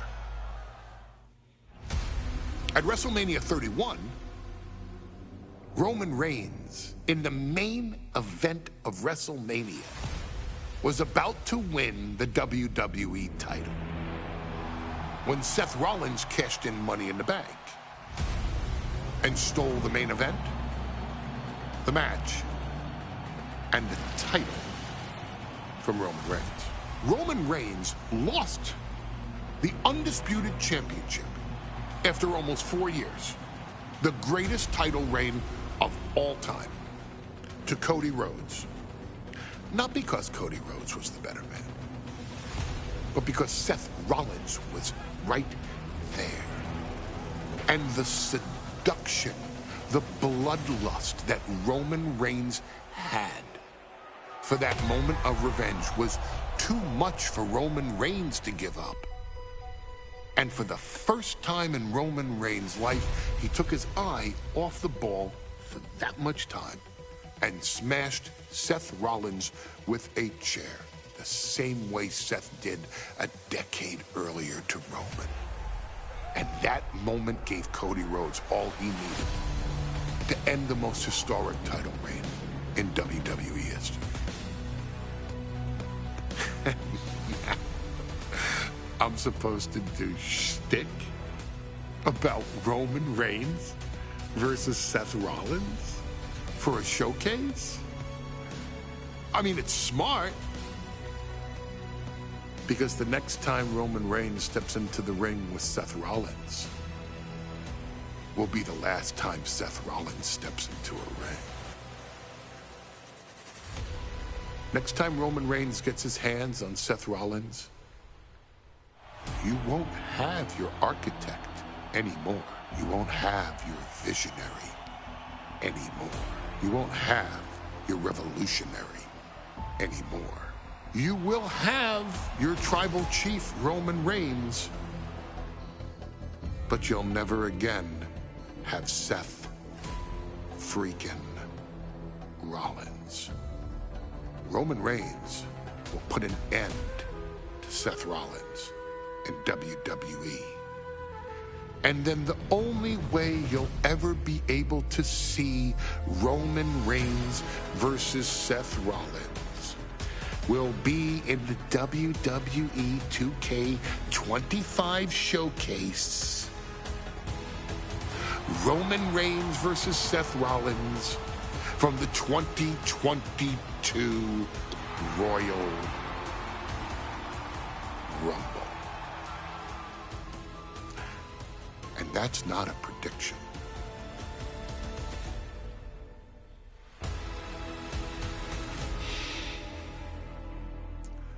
That's a spoiler.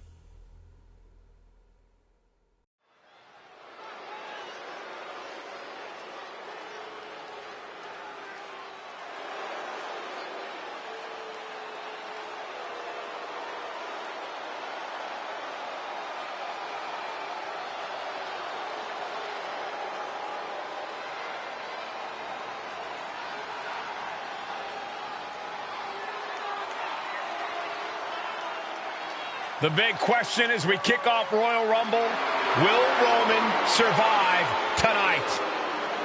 Well, the man who's walking down the aisle here in front of 44,000 plus is the greatest champion of all time, transcending the business. And tonight, it's personal.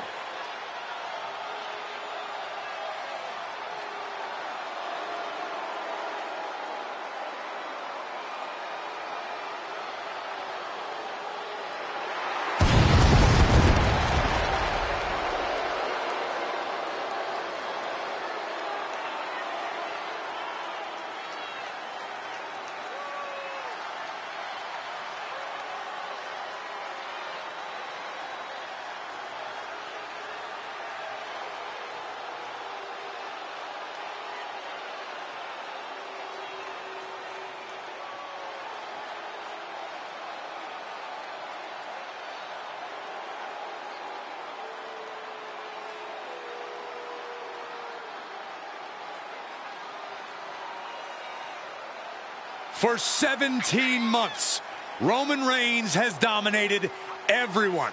And luckily for Roman, he's had a special counsel and his cousins to help him keep cool, keep focused, and concentrate on the business at hand. Now Paul Heyman is gone, and the Usos are barred from ringside. And without those calming forces, Corey, cracks started to form last night in Roman's armor. No telling how Roman's going to handle things on his own.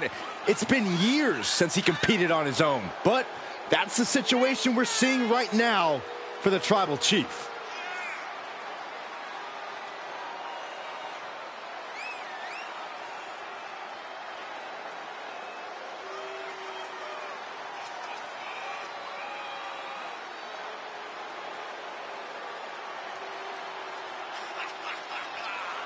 In recent weeks, Seth Rollins touched on the one thing that Roman Reigns has not been able to get over: the dissolution of the Shield at the hands of Seth Rollins.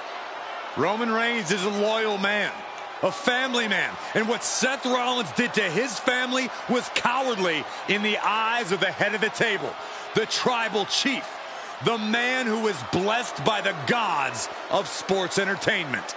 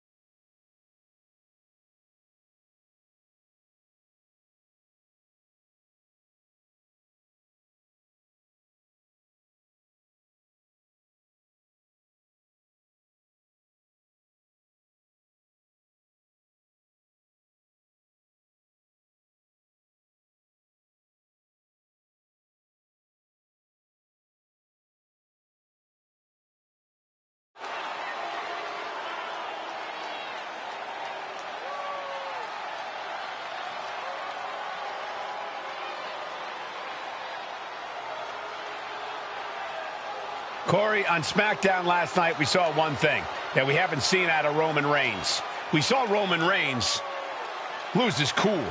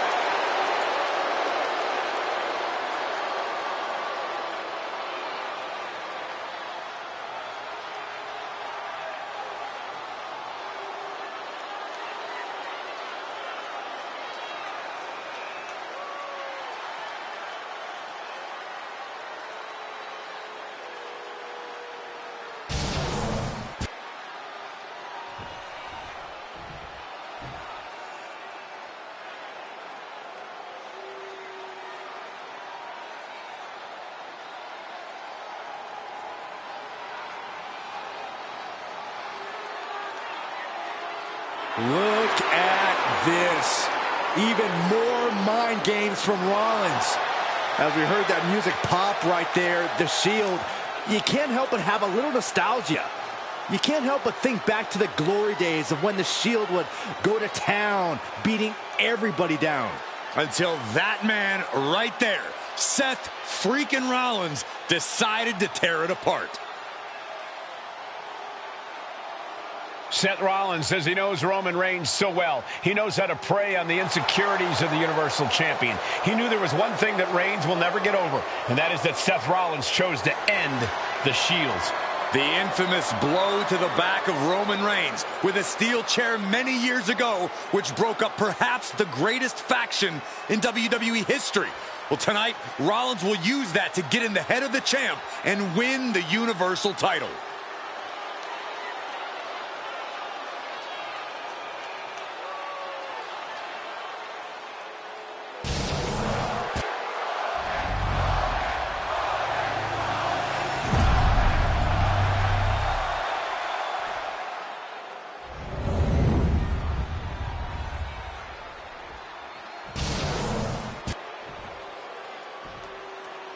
The following contest, scheduled for one fall, is for the Universal Championship.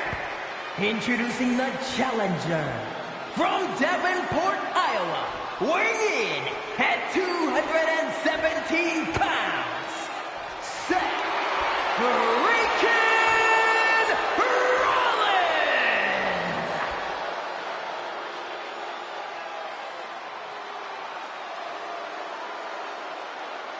And his opponent from Pensacola, Florida, weighing in at 265 pounds, he is the Universal Champion, Roman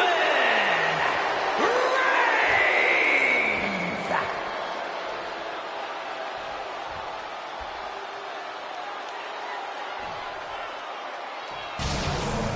And that title, the WWE Universal Championship, has been in Reigns' possession for a record-breaking 516 days. Can he extend the reign even further tonight?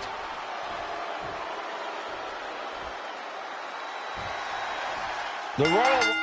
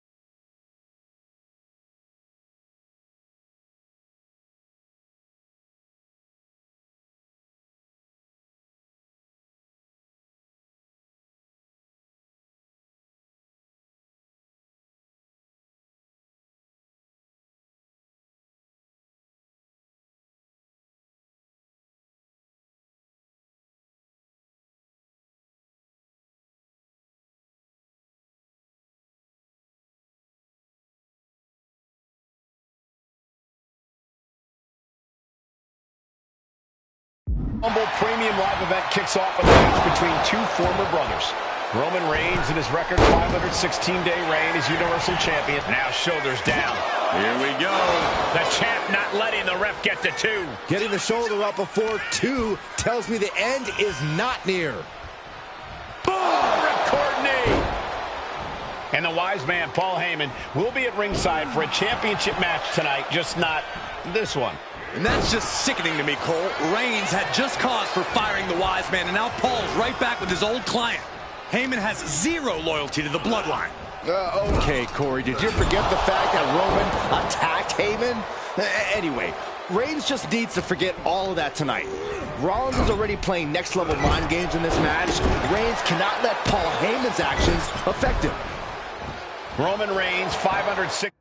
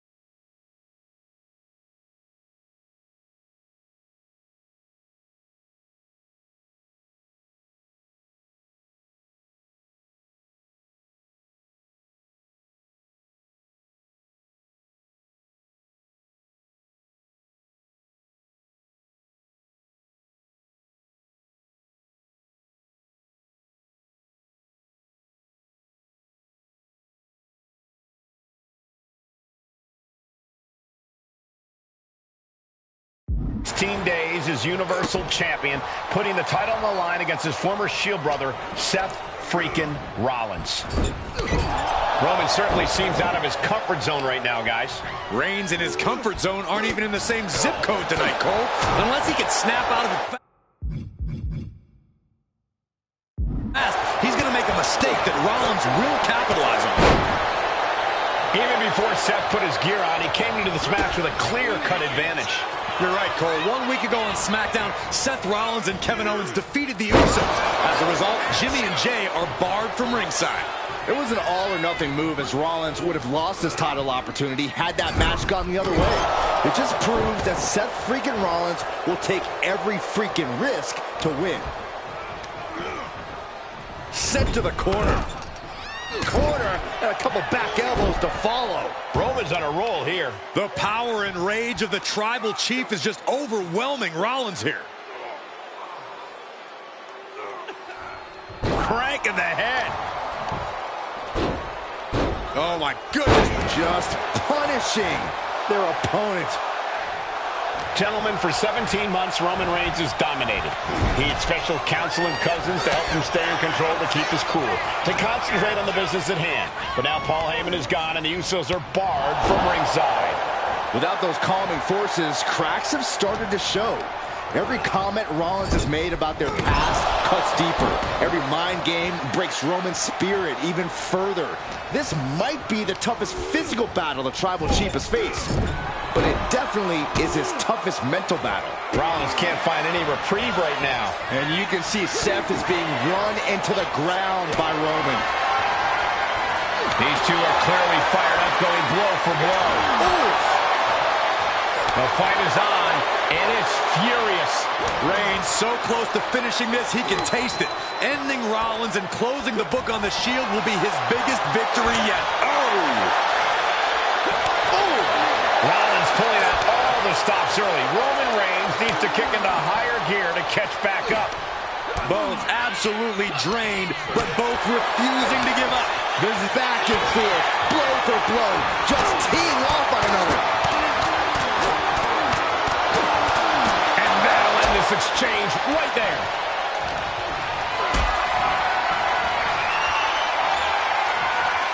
Not a good spot to be in.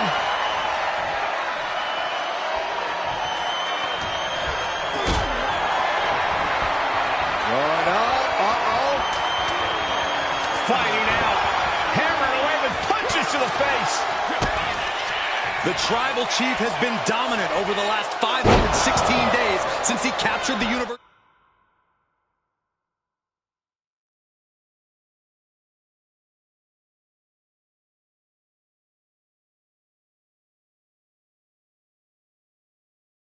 Champion Pin, title on the line. Champ's in trouble. Quick shoulder up. He didn't even let the ref start the count.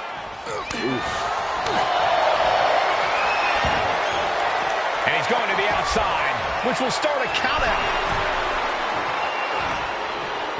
oh my God!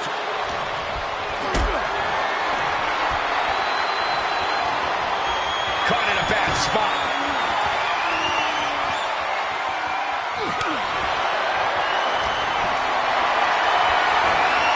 Gets lifted into position.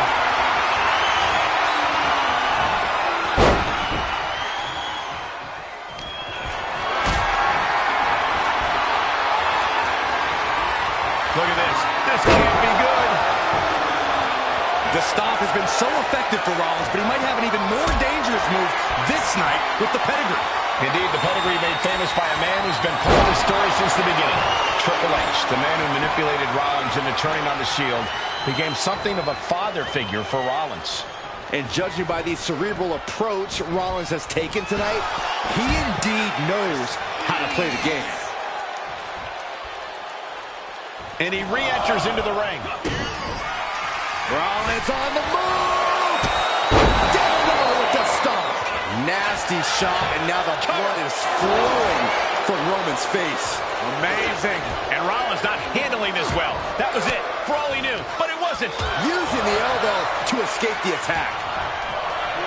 I hate to say this, but the Tribal Chief has become extremely frazzled without the benefit of having the Bloodline by his side. Every little move Rollins makes seems to put Reigns on edge. This outfit, the Shield's entrance music. I bet if Rollins gave Roman a fist bump, it would make the Tribal Chief go nuclear.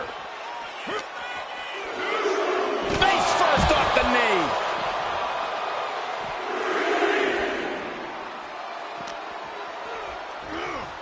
Oh, it gets put into the barricade. He's heading back to the ring.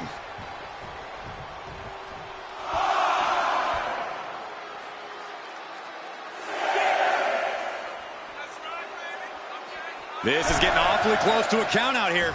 He gets back in right before the count. Absolutely laid Rollins out. And now Reigns can finally overcome his former Shield brother. Sit-out powerbomb. I have to admit, it's a pretty cold move for Rollins to just take the year. Reigns hits it! Consider your title dreams dashed after that.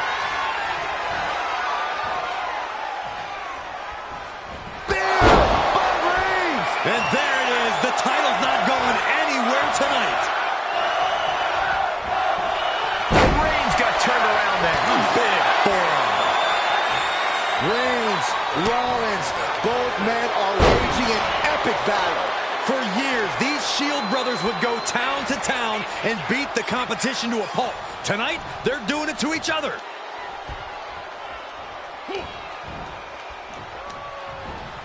I don't even think Roman's aware of where he is anymore. He has tunnel vision for Rollins.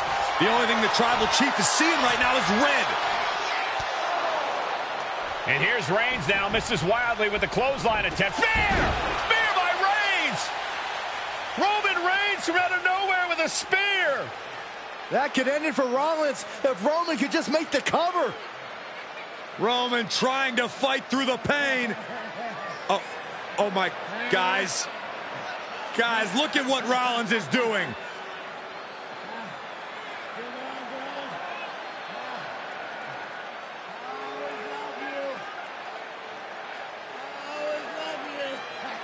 After all these two have been through, Rollins wants that Shield fist bump. Reigns shaking it off as Rollins continues to try to play mind games. Yeah, but that may have triggered a litany of emotions within the Tribal Chief. Reigns unsure of what to do.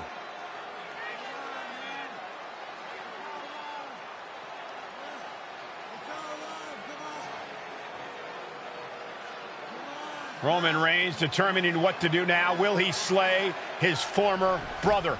Reigns now. Look, gonna lock in the guillotine. Submission move locked in. Submission move locked in. Rollins in major peril right now. Rollins looking like he's starting to fade.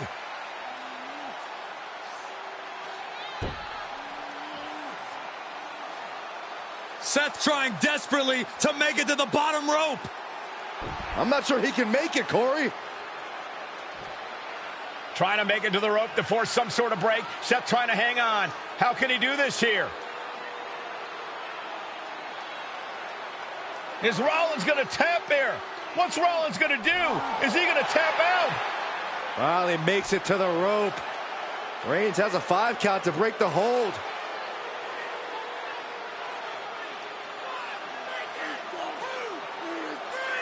And Reigns breaks the hold here. Roman breaks the hold, and this match continues. It just shows you how locked in Roman Reigns is to winning this match.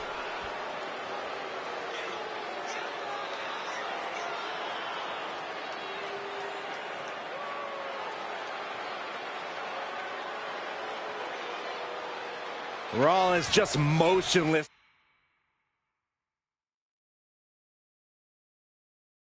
Now, Roman had that guillotine locked in far too long. Well, the oxygen slowly circulating through Seth again, but I feel it's just a matter of time. The fun and games Rollins has been playing has pushed the Tribal Chief past his boiling point. Turn it into a flapjack. Reigns just imposing his will right now. Any of Rollins' defenses have been pegged. Getting him right into the corner. We're seeing one response after another. Neither superstar gaining a foothold. a string of counters. Roman managing to get some control back now. Maybe Reigns has found a new source of aggression to battle back with. A sound suplex.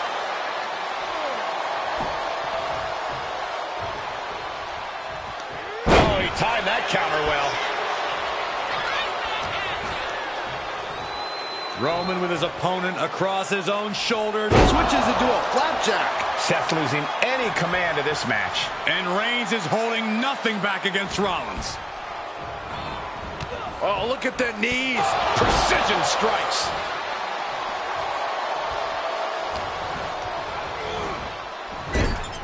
Clothesline in the corner.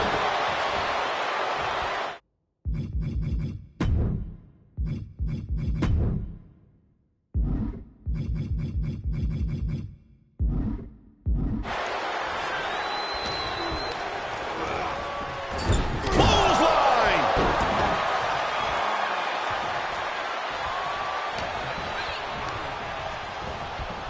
Gets driven into the corner. Dismantling the arm in the corner. Gotta hurt.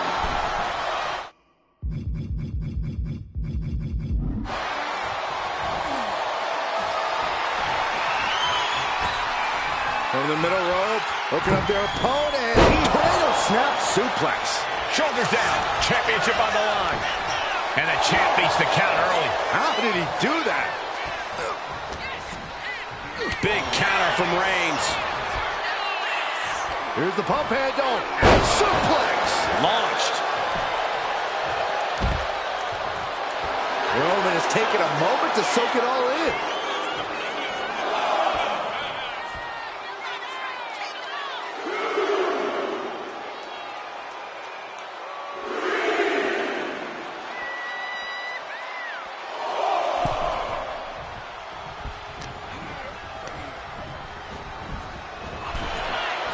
Dueling reversals.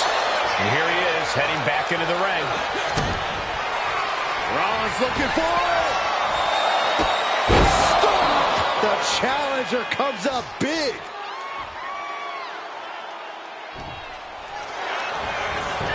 Cover. Not even a 2 count. What unbelievable power. What? What just... I can't. Agreed, Saxton. Looks like there's no limit to how much damage this superstar can absorb. How often do you see Seth Rollins come up that short, that close? He's got to be livid right about now. The head of the table, and Seth freaking Rollins. Superman punch! Finish things off. There's the spear by the Tribal Chief. And Reigns retains the title. Here is your winner, and still the Universal Champion, Roman Reigns.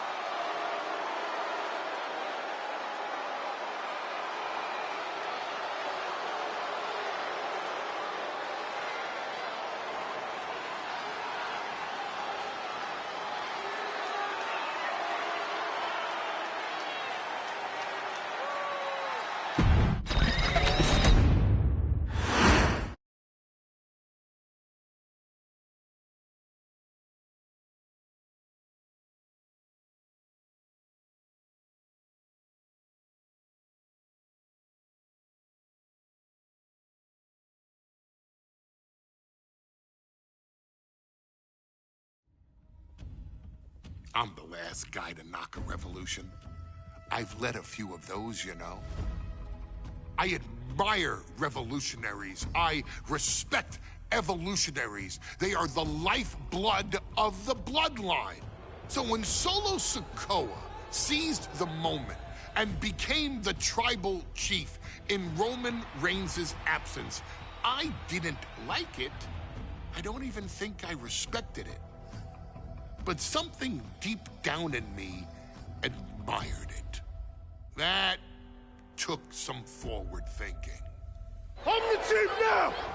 Now we all know what happened when the OG bloodline, led by Roman Reigns, faced the new rogue bloodline, led by Solo Sikoa, in the War Games. But there was a discussion here while planning the WWE 2k25 showcase that has me, your wise man, admittedly a little intrigued. What if War Games was limited to only OG bloodline, no honorary uses, versus Solo's rogue bloodline, no honorary uses? It's 4-on-4 Roman Reigns. The Usos, Sami Zayn, versus Solo Sikoa, Tama Tonga, Tonga Loa, and the most dangerous new competitor WWE has ever seen, the Samoan werewolf Jacob Fatu. What happens then? This is your moment to determine who is the real bloodline. This is your moment to determine who is the only bloodline. This is where the bloodline's legacy and the bloodline's future is in your hands.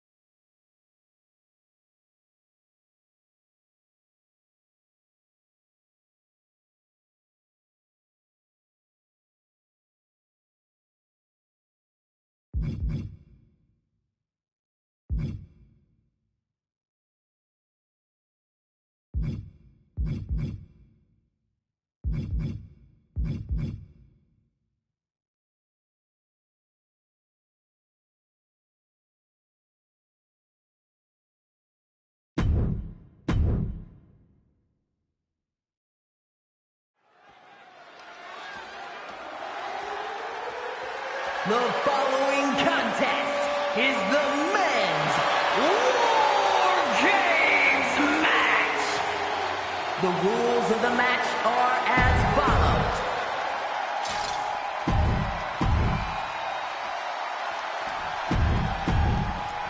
Here we go. First two combatants locked in the War Game structure. The original Bloodline versus the new Bloodline in the match beyond. The WWE Universe has wanted to see this war for some time, gentlemen. Roman and his old guard versus Solo and the new crew. So many questions. Can Roman's teammates put their past animosity aside? Can the rest of Solo's gang handle a match against competitors with more...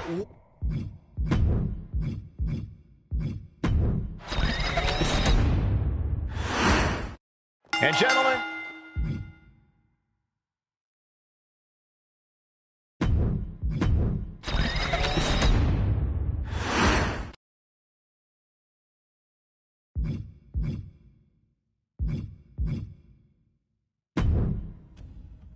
I'm the last guy to knock a revolution. I've led a few of those, you know. I admire revolutionaries. I respect evolutionaries. They are the lifeblood of the bloodline. So when Solo Sikoa seized the moment and became the tribal chief in Roman Reigns' absence. I didn't like it. I don't even think I respected it. But something deep down in me admired it. That took some forward thinking. I'm the chief now! Now we all know what happened when the OG Bloodline, led by Roman Reigns, faced the new Rogue Bloodline, led by Solo Sikoa, in the War Games. But there was a discussion here while planning the WWE 2k25 showcase that has me, your wise man, admittedly a little intrigued. What if War Games was limited to only OG Bloodline, no honorary uses, versus Solo's Rogue Bloodline, no honorary uses? It's 4-on-4 Roman Reigns. The Usos, Sami Zayn, versus Solo Sikoa, Tama Tonga, Tonga Loa, and the most dangerous new competitor WWE has ever seen, the Samoan werewolf Jacob Fatu. What happens then? This is your moment to determine who is the real Bloodline. This is your moment to determine who is the only Bloodline. This is where the Bloodline's legacy and the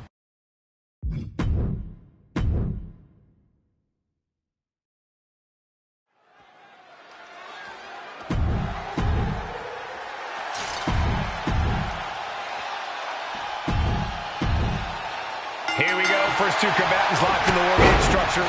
The original Bloodline versus the new Bloodline in the match beyond. The WWE Universe has wanted to see this war for some time, gentlemen. Roman and his old guard versus Solo and the new crew. So many questions. Can Roman's teammates put their past animosity aside? Can the rest of Solo's gang handle a match against competitors with more War Games experience? Well, Byron, I think we'll know the answer to all those questions in just a matter of minutes. DDT! Spike them. I think tonight is going to be a breakout performance for Jacob Fatu. So much raw talent in that young man. Every Bloodline member, new and old, is a generational athlete. But Jacob seems to be a step ahead of every one of these men at times.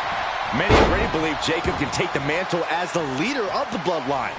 If he's the one to earn the victory tonight, his time as the tribal chief may come sooner than anyone thinks. There's non-stop blows. Jay is imposing his will. Jacob's having trouble assessing the situation. Before War Games officially starts, what do you guys think is the key to the old school Bloodline coming out on top? Every one of these men is a proven main eventer, Michael, but that won't be enough if they can't stay on the same page. Yeah, given how united Solo's team is, I don't think even the Mount Rushmore of WWE can handle the new Bloodline. Roman and his crew need to remember what bonded them, what made their team oozy, and work as a real team. Just one last time. OG Bloodline leader Roman Reigns has so much on the line in this one, guys. Oh, absolutely, Michael. Solo Sikoa took his spot at the head of the table. He says he's the new tribal chief. And that was Roman's legacy. Those names, this group, they mean something. But the Bloodline represents all that Roman has built in his career. And he needs to take it back tonight. Just grounded and pounded. And it looks like, yeah, he's donning the crimson mask after that move. And he gets directed into the corner. Got them right in the corner. Boom, what a kick. And now scaling the steel. This is either madness or brilliance. Kick to the back. Solo Sikoa's group at a decided disadvantage. His side is less experienced inside the structure. But look at how young and hungry Team Solo is. In particular, Tama Tonga is a real wild card. He's like a hyena locked in a cage with a bunch of raw meat. I even asked Tama backstage if he was looking forward to this match, and he just said to me, yeah. From the top. Things will get back to an even playing field with the next entrant. Kick to the abdomen, going down low, nasty uppercut. Tonga Loa now entering the fray of Bloodline War Games. Right to the face. My God. Bang. Knee right on target. 8 men in this war, but one seems to be fighting his own internal battle. That man, Jimmy Uso. He's currently on Team Roman, but this might be an instance of the enemy of my enemy is my friend. Well, Jimmy had clashes with Roman. He went to war with his brother Jay, but the men who put Jimmy on the shelf for months stand across the ring. Jimmy's out for every member of Solo Squad tonight, and he'll deal with the rest of his fractured family later.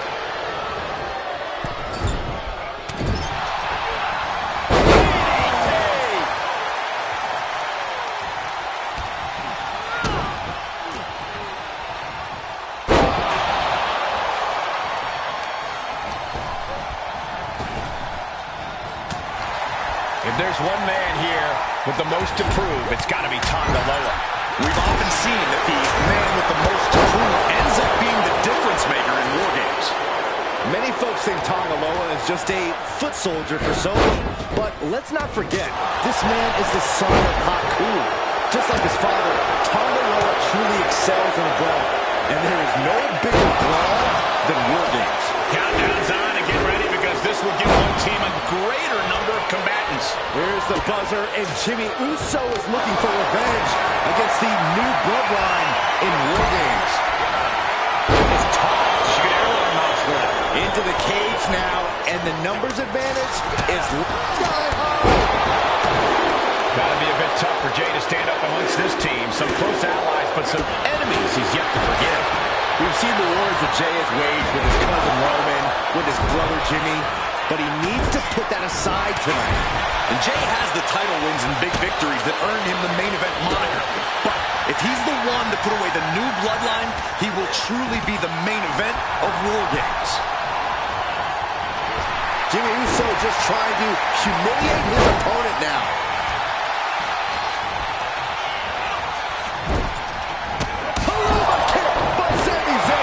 Crucial moment for Tonga Loa.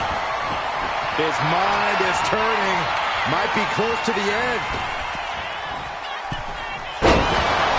Solo Sikoa, leader of the new Bloodline, has called himself the head of the table, called himself the tribal chief. And when he asked the WWE Universe to acknowledge him, we're hearing more and more of the crowd agree. Well, Solo has grown in power with big wins and title reigns, but this is his biggest test yet. If his crew can defeat Roman's, Sikoa will be everything he says he is and more. Old Bloodline, new Bloodline, both sides engaging in a brutal battle. Every one of these men is fighting with both wrists captured. Tonga Loa put a stamp on this one.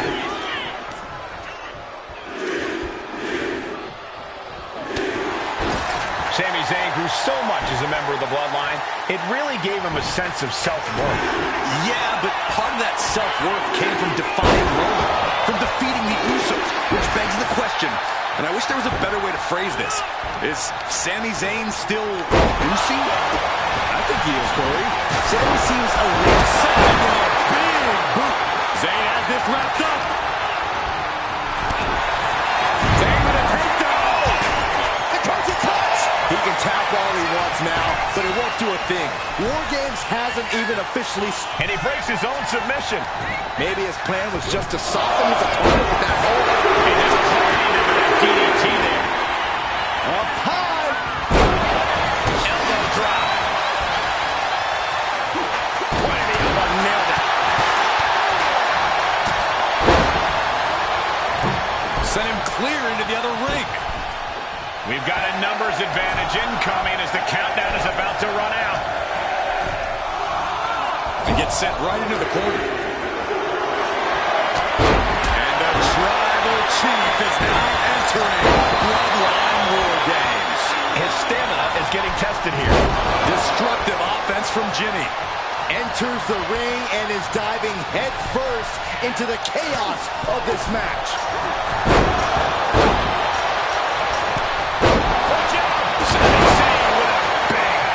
Jacob Fatu's got a problem here. And the energy in here is raising the hairs on the back of my neck.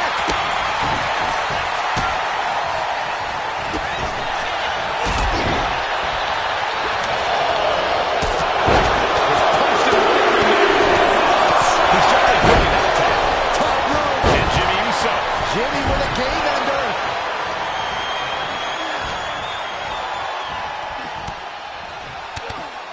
Tossed by the neck. Spear! Spear! And that can vanquish time.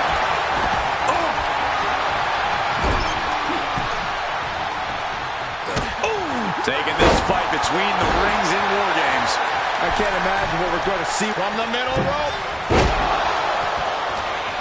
Jacob Fatu taking flight with the moonsault. Did Jacob Fatu get enough of it? Here comes the buzzer. The number advantage vanishes with this next step. Uso going hard.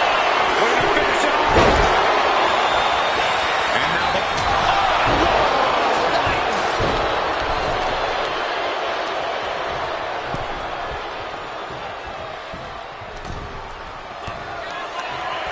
Both wrists captured. Looking for something under the apron before entering.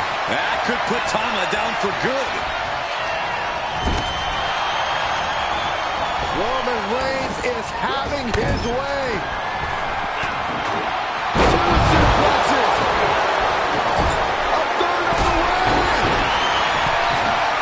He's not interested in just evening the odds. He wants the advantage, and that weapon gives it to him. Top rope. And it's Jay. Jay can seal it here. Going up the...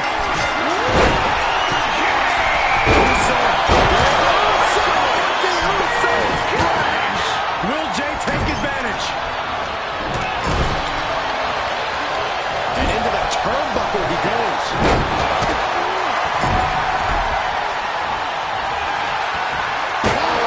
Runs right into the table. And Sammy taking it back after that offense. Moving on the top turnbuckle. In time. He's got him in trouble up on the top rope. Not a square shot to the back of those ends there. Oh, the distance on that one. Just nailing the double axe handle.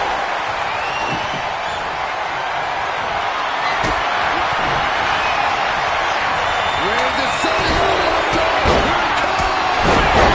Reigns got all of it. Reigns unleashes the Superman punch.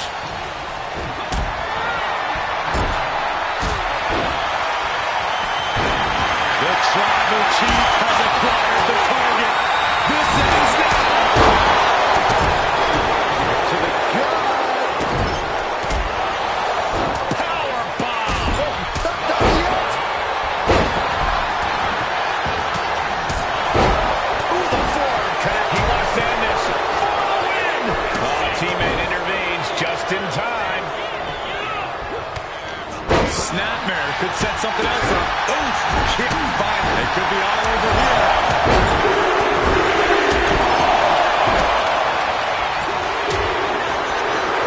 And Team Roman wins War Games. The new Bloodline has fallen.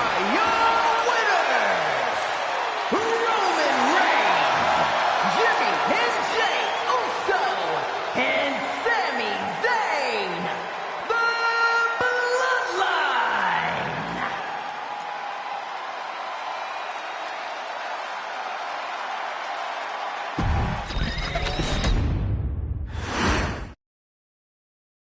Okay, a little bit out of character for your wise man, but that was a little bit difficult for me to watch. Seeing this family splinter into two groups, fighting against each other, it breaks my dark heart. But they're all grown men, and you settled the issue. Now let's give Solo credit. Forming Team Solo was Of course, his usual backup of Tama Tonga and Tonga Loa, the sons of Haku, feared as one of the baddest men to ever walk planet Earth. Along with them, the Samoan werewolf, Jacob Fatu, son of Tama, also known as TK All Day, the Tonga Kid, another fearsome competitor from WWE's golden era. But did you know that Haku and Tama once comprised one of WWE's most impressive tag teams? Haku had been considered family by the Dynasty for years on end, and his teaming with Tama, brother of Rikishi, solidified this for eternity. The Islanders were a formidable test for any tag team in WWE in the late 1980s, competing against teams like the Hart Foundation and the British Bulldogs. Initially fan favorites, the two would embrace a more hard-nosed approach and even teamed up with WWE Hall of Famer Bobby the Brain Heenan, finding even more success. The team flawlessly merged aerial excellence, martial arts mastery, and some good old-fashioned Islander grit. Perhaps their most infamous moment saw them actually dog-nap Matilda, mascot of the British Bulldogs, showing that they were willing to do literally anything to throw opponents off their game. Both men are still revered today as two of the real legit tough guys in the industry, names that instill fear simply upon mention, and they absolutely taught their children well. Tama Tonga and Tonga Loa both love to slowly brutalize an opponent in the traditional Haku style, while Jacob Fatu hurls his body at opponents from all angles with reckless abandon, much like Islander Tama in his TK All Day heyday.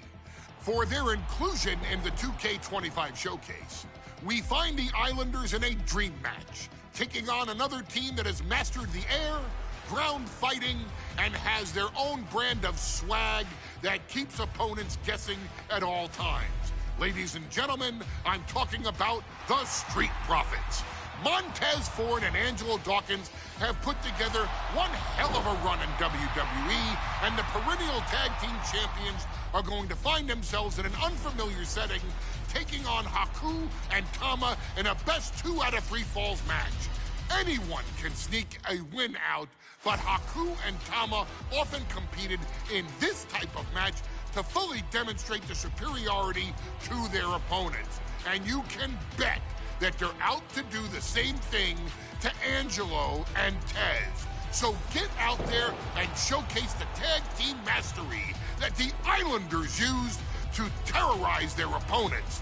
Lift your party cups and take one last sip for the Street Profits. And don't worry, no one will hold you responsible for the damage you and the Islanders caused them, because I assure you, the Islanders can handle the smoke.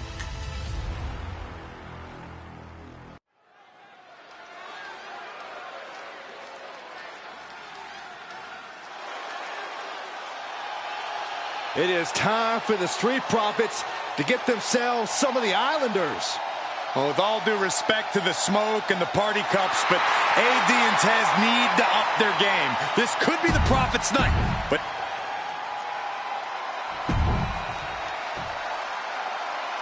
the Street Profits had better be ready for what's coming. Tez and Dawkins have to be ready to deal with any shortcut the Islanders can find. And their opponents, accompanied by Bobby Heenan, at a combined weight of 490.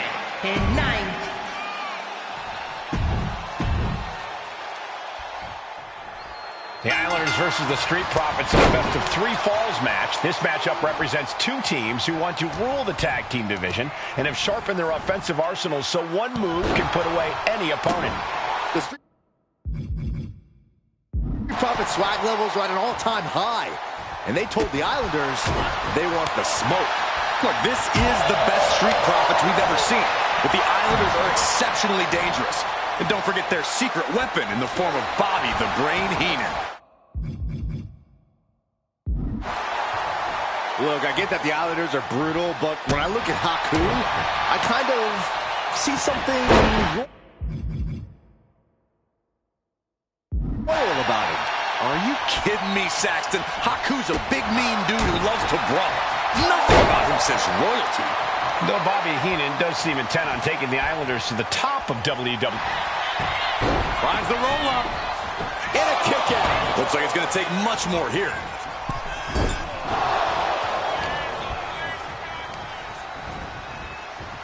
Now pulled back into the hip toss. Relentless aggression coming from Haku here. The Islanders putting a beating on the Street Profits.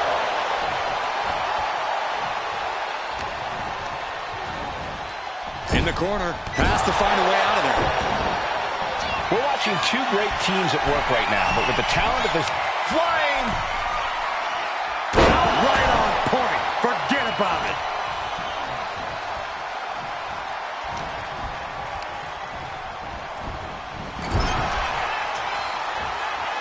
These two showing how well they know each other. Getting tagged in.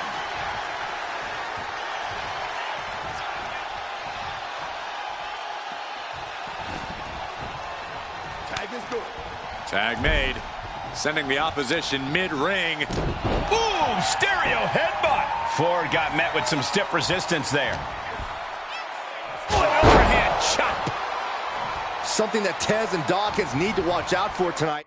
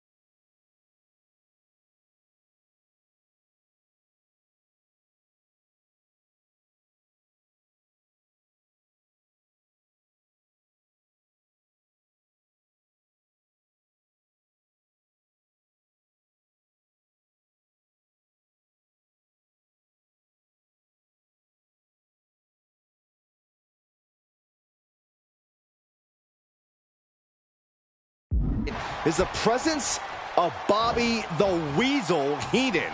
He'll do anything for his clients. Don't you dare disparage the brain, Saxton. Heenan is indeed a wise man who has quickly brought the Islanders up the ranks. They'll be tag champions in no time.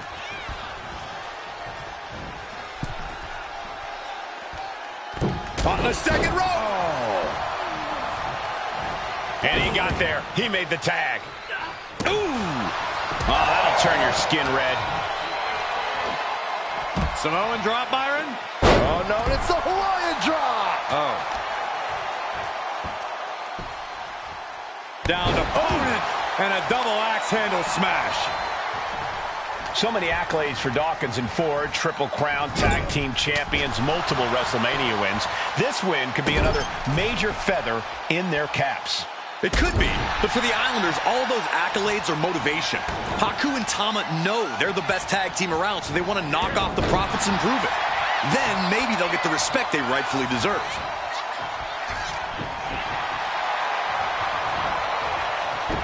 That got turned around on Dawkins. Coming in off the tag.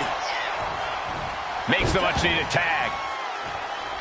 Dropped it with a big shoulder tackle.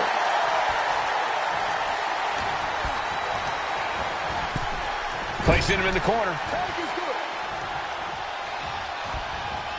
Up he goes.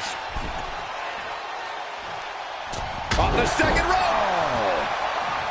A 2 out of 3 falls match is a different beast and a bit of a rarity in tag team competition. But one of these teams actually has a bit of a history with this stipulation. Yeah, Cole, the Islanders have a history of success in multi-fall matches and in high-profile situations, no less. They competed in the main event of the first Royal Rumble event in this kind of match and won it in 2 straight falls. They also won a 2 out of 3 falls match on Saturday night's main event. Bottom line, the Islanders are more than ready for this. Hopefully, the Street Profits are quick learners. Forearm right to the jaw. Karate chop. And Montez Ford finds himself on the defensive. The Islanders straight up crushing the Profits here. Forearm smash. This is just establishing dominance. Oh, what a stop right to the chest. Are you kidding me? Boom!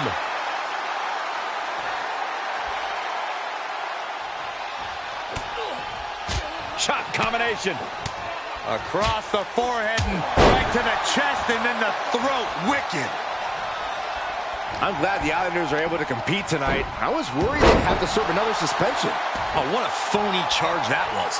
Heenan and the Islanders did an amazing job as dog sitters, and they got punished for it. Then again, the corrupt president who handed out that suspension also vacated the WWE Championship for no good reason. Yeah, Corey, there's just too many things to correct you on there.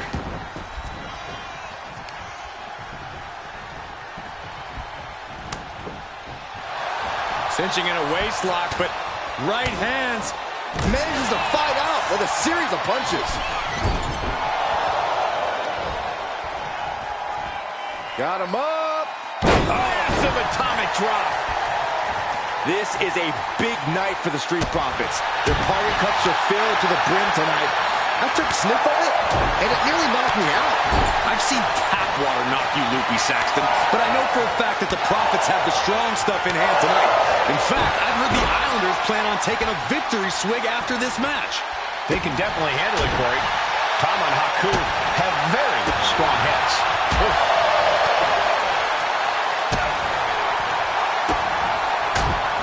Turns it around. Lifted and completely helpless here. Oh, what a headbutt.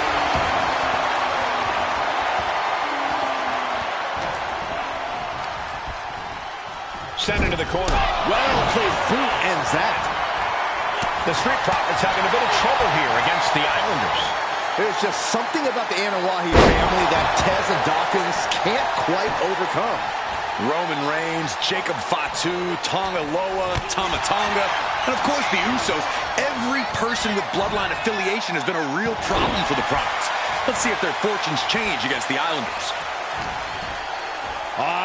Ooh, twist to the arm, and then an elbow right to the shoulder. Oh, man.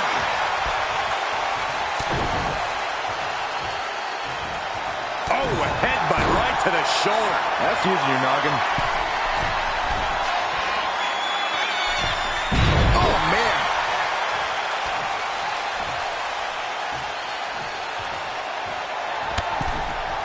Ooh, goes tumbling to the outside. Oh, and an elbow caught him and cleared him to the floor.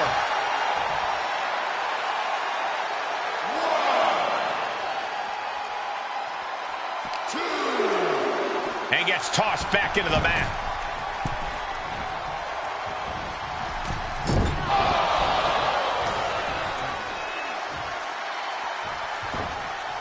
Oh, man. Turns that into a devastating shot to the knee. There's the tag.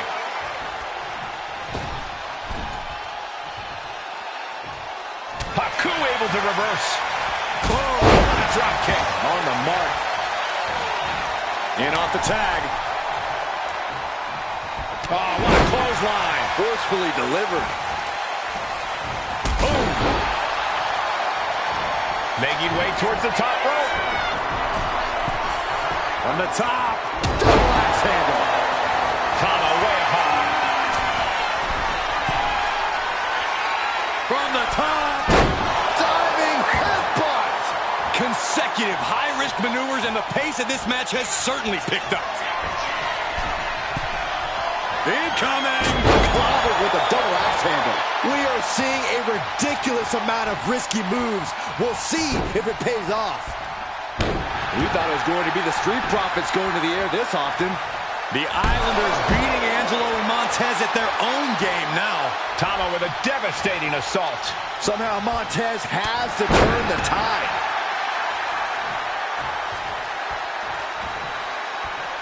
Ooh, great agility on display. There it is, reversals. He may get the 3 count right here. I think so. Shoulder shoots up before 2. We are this far into the match. Where is this energy coming from? He puts him into the corner. Tag made. Double team action likely incoming. Double Irish whip. Double chop takes them down. Consecutive attacks keeping Dawkins off his game. Big time offense from Tama. Oh, that should do it right there. He manages to get a fall. Stiff headbutt.